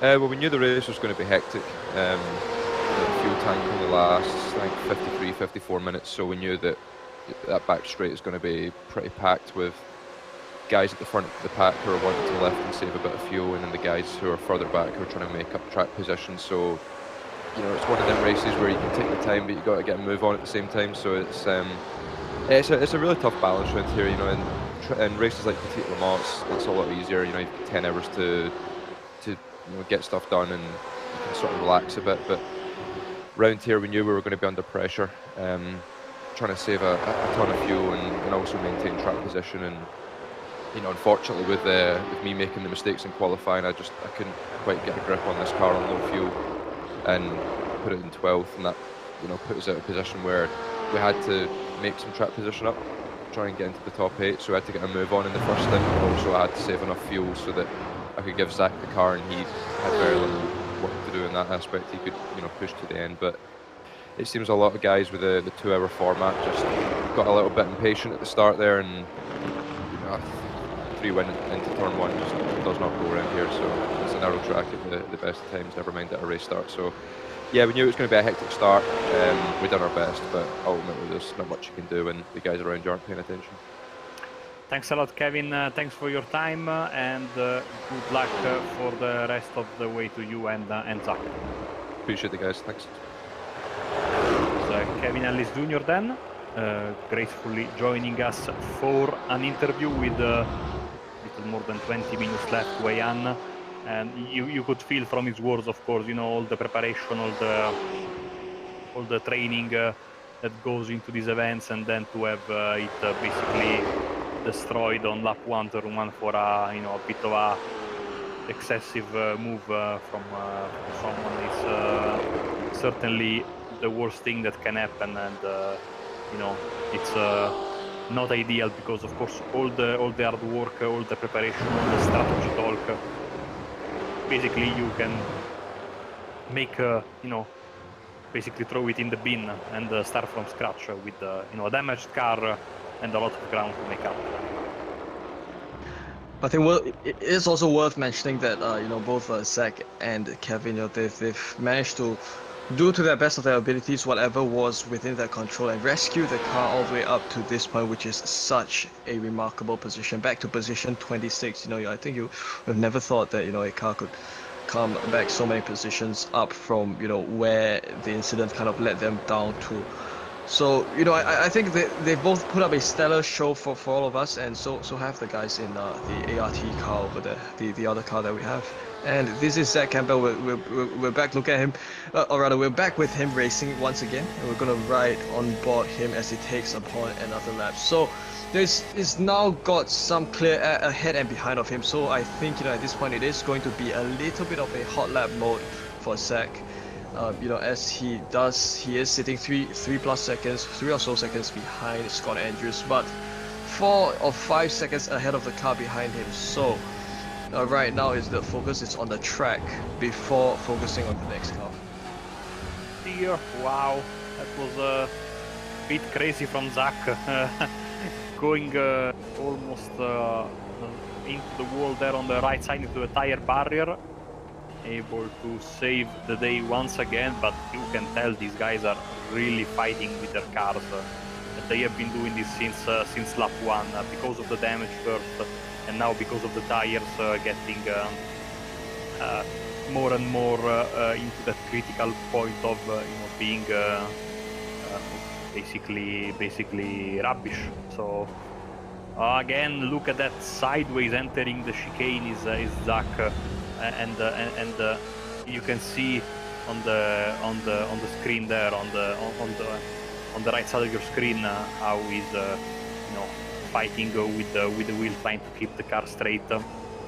Absolutely tough job for him, and just needs to try to bring the car home, off for some freebies in front, pace with the RAG car, somewhat similar on clean laps, but of course these tough laps here are a bit bit of a shame, because you start losing more and more gap with the car in front. So we'll see. 20 minutes left now, so really need some help from drivers in front. Let's see if they can gain some more positions, or if that's all that the two cars can achieve today.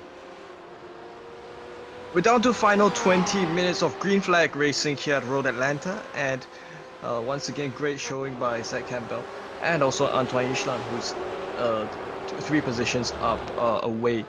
So I think Hichlan has gotten himself also in clear air, so he's emerged from the 2 cars behind him, and now he's got quite a huge gap, or rather quite a huge area of empty air ahead of him to kind of close up, or just to kind of carry on as he tries to gain a couple more positions. So Antoine now sits at 23rd position, and I think that just like what we said about Kevin Ellis and Zach Campbell, these guys as well, they've also fought very hard to keep their car afloat and to keep their car fighting hard at this point.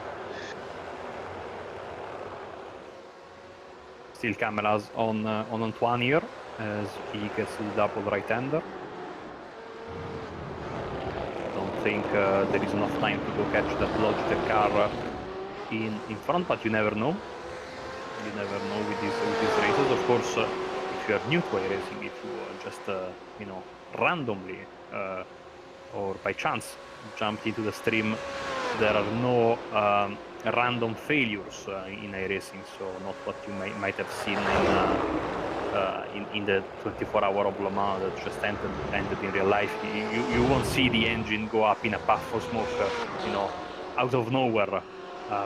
There aren't mechanical failures, but they need to have a reason. For example, I don't know, hitting the front end of the car against the wall, damaging your radiator, some component there, having insufficient cooling at the front of the car or on the engine in general. That can, for example, cause an engine issue. But there are no magic, explosions or gearbox failures or whatever. So again, oh man, every lap seems like they are going more and more to the right. Again, they still have space, so and these are great drivers. So probably if I try to take that line, my race would have ended on lap 1. These guys can afford to take some risks, as we go back to Zach there on the camera. The cameras are right on him as he tries to close the gap on the RAG car, as it seems to be still a bit of traffic there at the front against to fight against for Zach. So it would appear that there had been some incidents taking place in the pit lane, but of course we will follow on with Zach Campbell as he comes upon the final corner. Let's see if we can catch a glimpse of the pits at this point. We might be able to see something that might have happened. Looks clean to me. And yet another lap with Zach Campbell and taking turn 1 again. Good entry there and good exit. So I think at this point the time difference that he has doesn't exactly change the gaps, so to speak. So right now I think he's still focusing on trying to gain as much ground as he can, making good use of the grass on the left there, on that tall curve. And yeah, like you said, you know, they're just going further right and right along the exit of that corner. So yeah, I think with these cars, you know, sometimes if you do get the right angle through that exit, I think it should still be fine. So Zach Campbell comes upon some lap traffic, and possibly blessing in disguise, you know, he can use this as a slipstream to gain himself some pace to catch up with Scott Andrews in 25th. We'll see. I think that it's you know, also there's a bit of a fight there. Yeah, as a matter of fact, the HM engineering car has been just overtaken by the RAG sports car. So maybe, just maybe, this fight can slow down a bit these two cars and help not only help Zach to close the gap, but also Antoine to pull away right in front of them. So to, you know, catch two birds with one stone. I think that's what you say in English. But we'll see. Of course, the time is running out for everyone. So there is not a lot the drivers can do right now if not, you know, driving to the best of their abilities. Here comes Zach trying to get past a lapped car that moves on the inside for some reason, and then on the outside, and finally Zach is able to make the pass.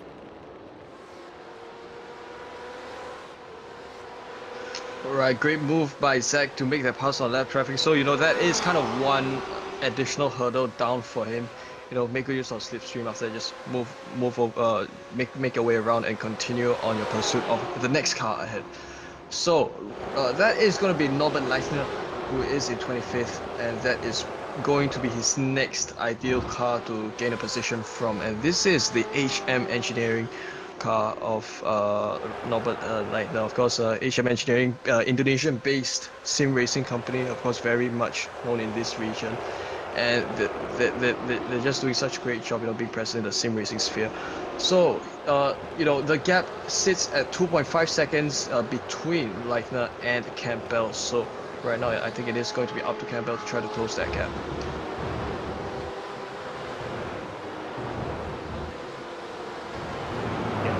See a lot of, you know, if you compare this, of course, to how it was when we first started, the dynamic track system of iRacing really shines now. You can see the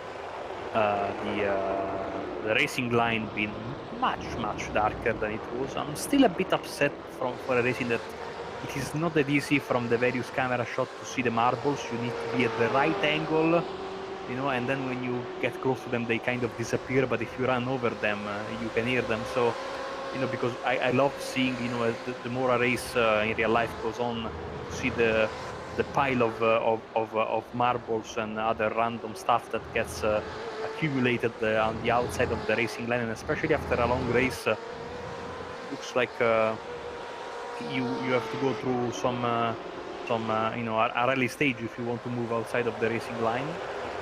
As now Antoine is under big pressure from Scott Andrews, as you can see here. The gap has really fallen down, now only half a second that we had down yesterday. So riding out on the rear roof camera, rear facing camera, so we have a good view of that spoiler over there, you know, very essential for downforce on this M8 car. You know, I just find that, you know, like what you said, Marco, GTE, you know, although it lacks ABS, you know, it does make up for that with downforce. So a lot of pressure coming from Scott Andrews, of course, 0.5 of a second behind Islam. And what that means is that, you know, that is kind of within slipstream distance. So you know, Andrews could well close up that distance if he is able to. So ahead of Islam would be Benjamin Gonzalez, who sits 6 seconds ahead but there could possibly be. Oh, this is probably going to be a move along the inside by Andrews ahead of alongside Ishlan, and this is them going side by side through the chicane. Brilliant choice of line there, holding the lines very well, but Ishlan would still be able to edge out and possibly hold on to his 23rd position and fend his position off. So he did so very well. He no, around. Oh, mistake!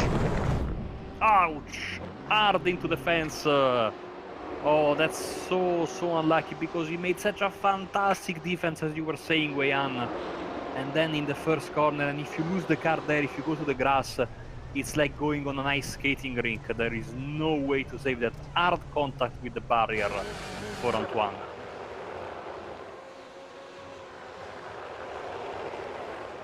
And that was certainly unfortunate, given that he did so well to hold off that pressure, and that is going to be, you know, another effort, unfortunately, you know, not being fully realized, not coming to fruition.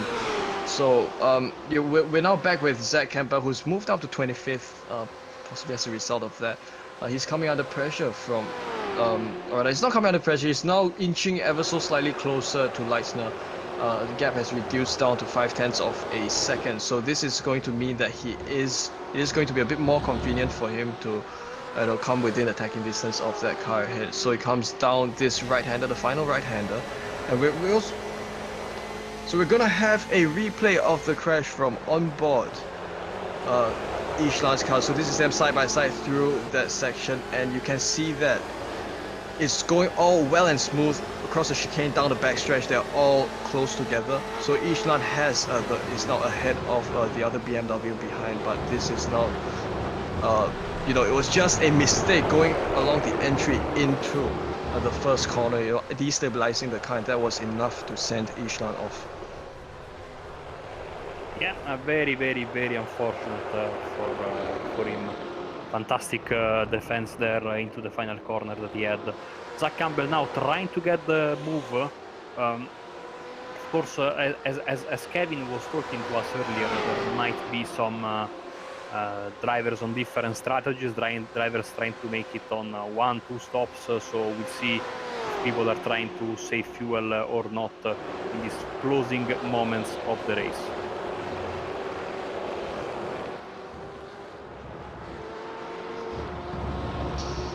So we're still following with Zach Campbell. So yes, exactly, we are less than 10 minutes to go before the checkered flag, and you know, the drivers have been rinsing and repeating for the past 111 minutes rather, and you know, I think that they're very much destined to continue doing so and to give their best, given that it is kind of coming to a point where it's kind of a crunch time, where it's going to be no holds barred, it's all or nothing for some of these drivers.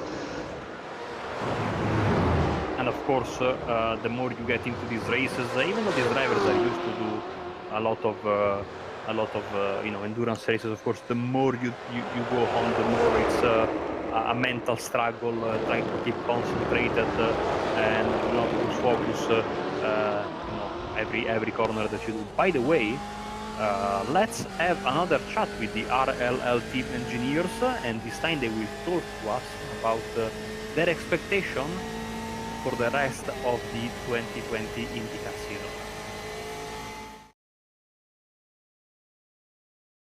I mean, what's the rest of the season looking like for you guys? We quietly confident, maybe get some more wins? Yeah, I think we're very confident going into Indy Road Course. We had good performing cars there. We've done some more work. Hayden's kind of off-site right now, doing some damper work for us to try and find some more speed. Obviously doing some simulation work in the background all the time, and reviewing race strategy and stuff like that. So going to a place where we've had a strong car and we've run this season already is good, but you can't kind of rest on your laurels. We're definitely still trying to find some more speed. But I think the two tracks that are left, we definitely feel like we could be very competitive at both. Back live from Road Atlanta for the final 7 minutes and change of this BMW 120 Sim Cup Endurance event live on Apex Racing TV for the RLL and ART team stream with Marco Barbanera and the one and only Wei-An Chan in the commentary boxes. We have a replay here of the pass, and of course behind the scenes we have Sam Kumo, Dave Thompson, and Alex Simpson pushing all the buttons as we are about to get a replay of the pass that Zach made on the car that was in front of them. There we go. And of course, as is tradition for any kind of broadcasting, and I can tell from experience, the moment we showed you the clip with the RLL team engineers, you were taken with Wei-An. It's a you know, it always works like this. Last night I was doing a broadcast here on Apex Racing TV, and basically the moment I showed a replay, there were 3 major crashes that impacted the rest of the race, you know? So never go to a replay. Pretty sure that's your commentator's curse coming to full effect, my friend. It's always like this. You know? Yeah, well, you know, what's good is that Zach Campbell has gained yet another position, so he's up to 24th. So, you know, I think it's made, you know, pretty much more than half of the positions throughout the field, and that is such a huge hard work by both Zach and Kevin. So this is, you know, final 5 minutes of the race, final few moments. The heat is kind of turning up on most of the drivers. Oh, another mistake! Unfortunate for Zach Campbell, as he just locked up the rear wheels around along the entry of first corner, and that sent him out wide to the exit of turn 1. You know, this is my turn for commentator's curse. Lost 1 position. Now he needs to defend from the other HM Engineering 59 car this time. So a lot of hard work, and once again the overtake unfortunately is not as we have some another moves out of the way, but loses another position to the other HM Engineering car. I think Zach wanted to be lapped by the other car that was there, but unfortunately he also gave way to the car that now is in position number 25. So 4 minutes left in the race. Another tough break for the Rahal, Letterman and Lanigan team, with 2 positions dropped by Zach Campbell down to position 26.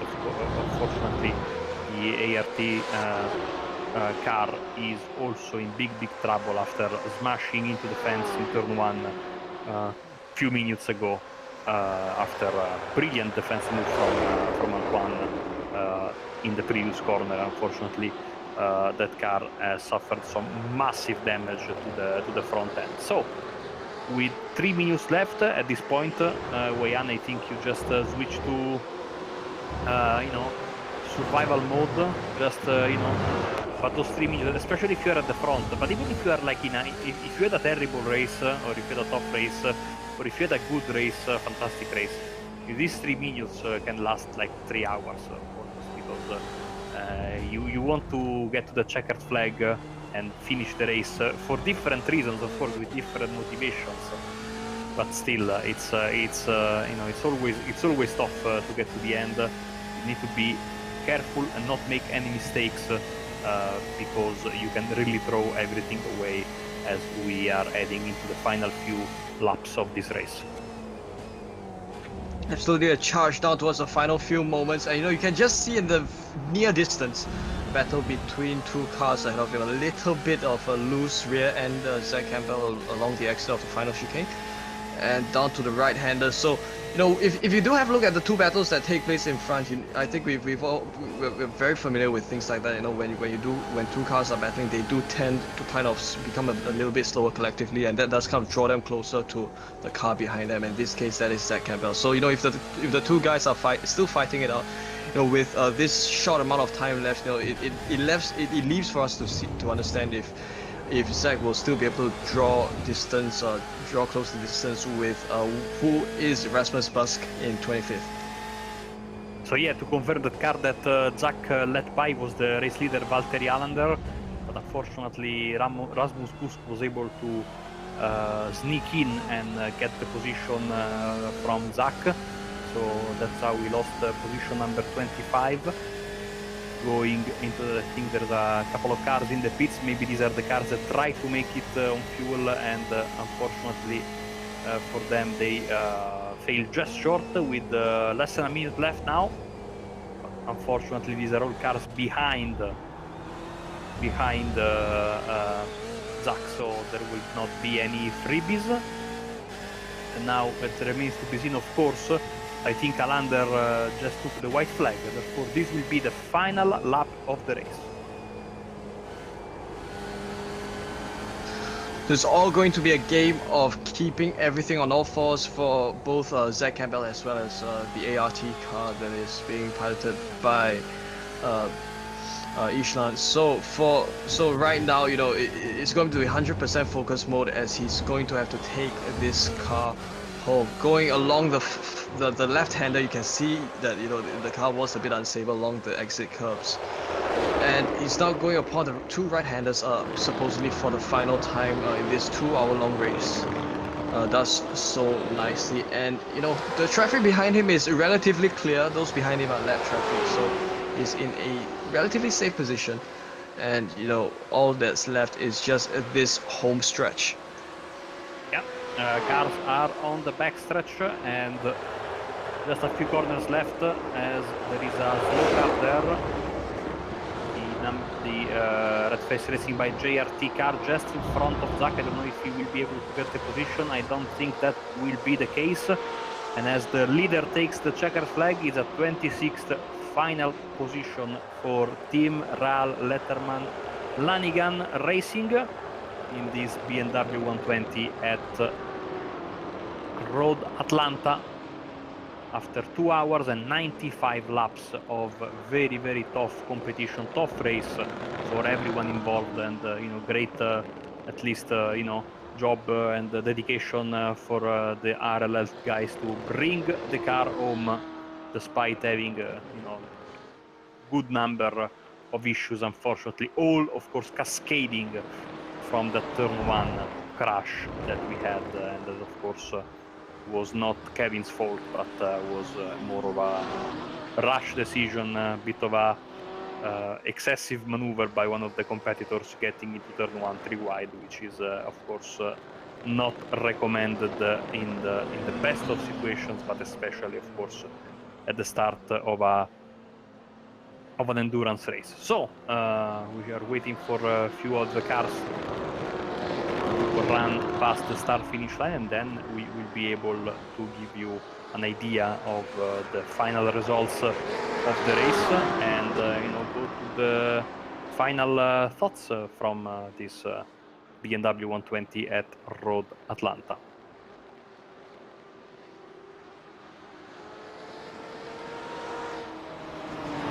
Okay, so first we are going to go to the, since some drivers are really taking their sweet time, we are going through a little bit of a break, SDK Gaming. So if you like the overlay that you just watched, you will get the chance to know where to get it, and then we will be back with the results.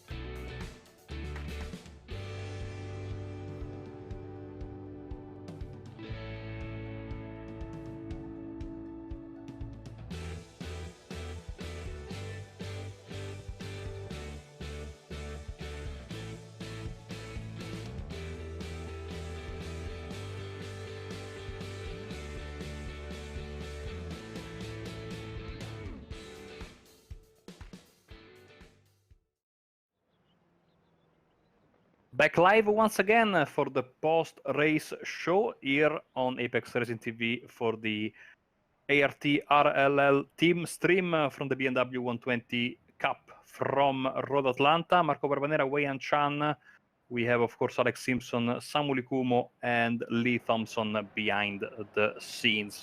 And here we go with the results then. Team Kova won with Valtteri Alander won the race in front of VRS Coanda Simsport and MSI Esports 120. Then Astro Gaming Altus Esport, the RAG Esports 1, AAA Esports Black, then Team Redline, the two Vendaval cars of yellow and pink, Redline Blue, Williams Esports Fanatec, Team Redline Orange, PS Competition, Urano Sport Huawei, Allianz Androtti, William Esports BenQ, AAA Esports White, Ronin Simsport, VRS Coanda Simsport, Williams Esports Shield Blast, Logitech G Altus Esports. In 22nd was the first of the HM Engineering cars.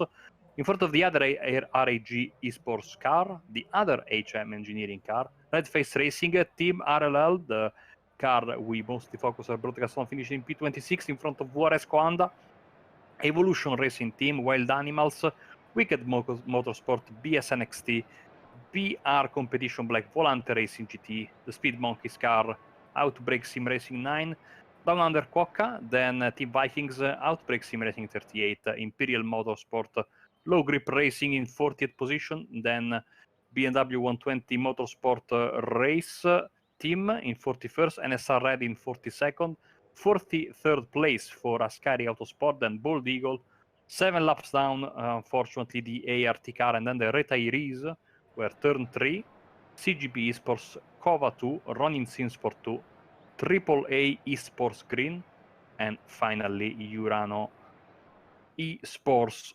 HP. So these were the final results. Wei-Yan, very, very tough race for the team today.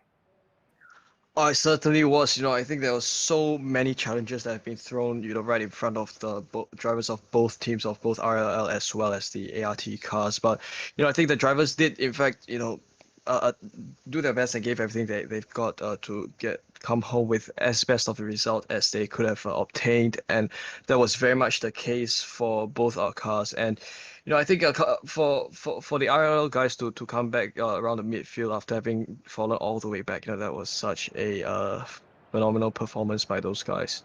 And I think, it does kind of show, the kind of challenges that racing at a track like Road Atlanta, more so for in an endurance format, it does kind of pose a lot of challenges for drivers. You're battling a lot of things, attrition as well. So, these drivers have absolutely held their ground. I completely agree with you, Wei-Yan, and hopefully next time will be better luck for both of the cars. We really, really thank you for joining us. It's been a pleasure. All of you that watched the race with us and commented. Of course, a massive thanks to Lee Thompson, Alex Simpson, and Samuel Ikumo behind the scenes. And of course, to my partner in crime, Wei-Yan Chan. Has been an absolute pleasure to be back in the booth with you. And we will leave you with this Indy 500 highlights package from race winners of that race, Team Rahal, Letterman, Lanigan. Thanks a lot, and we'll catch you next time.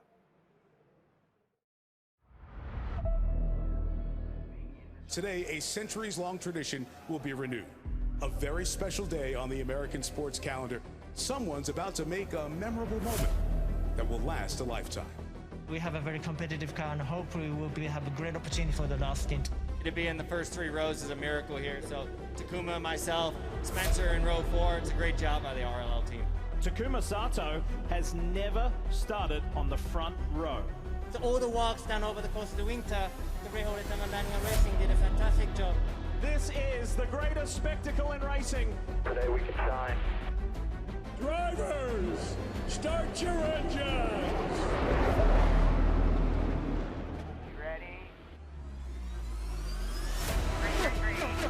Takuma Sato now makes a move. Here comes Sato trying to get that from Rahal in the mix right there. Graham Rahal is not waiting for Sato. They go side by side in one. Sato is right there, 0.2 of a second back, so he has closed the gap to Dixon. Side by side of the start-finish line. No attack, no chance. He'll take the lead to the short shoot. Graham Rahal giving chase. Newgarden gets past. Spencer Pickett trying to make some moves. Takuma Sato is a two-time winner of the Indianapolis 500. Fantastic job, Takuma. You are the man. You drove the wheels off that thing today. Entire Rahal Letterman Lanigan team, Panasonic people already, Honda did a hell of a job. HPD, Honda, give us a lot of power, a lot of fuel mileage. And the Saudi boys, and Eddie, you know, my engineer, family and sacrifice a lot. But you know, here, Steven too, it's my American family, should be happy with that. And Bobby, you know, Mike Lanigan, David Letterman. Oh, I can't thank enough all the people. God bless you, my friend. Thank you very much.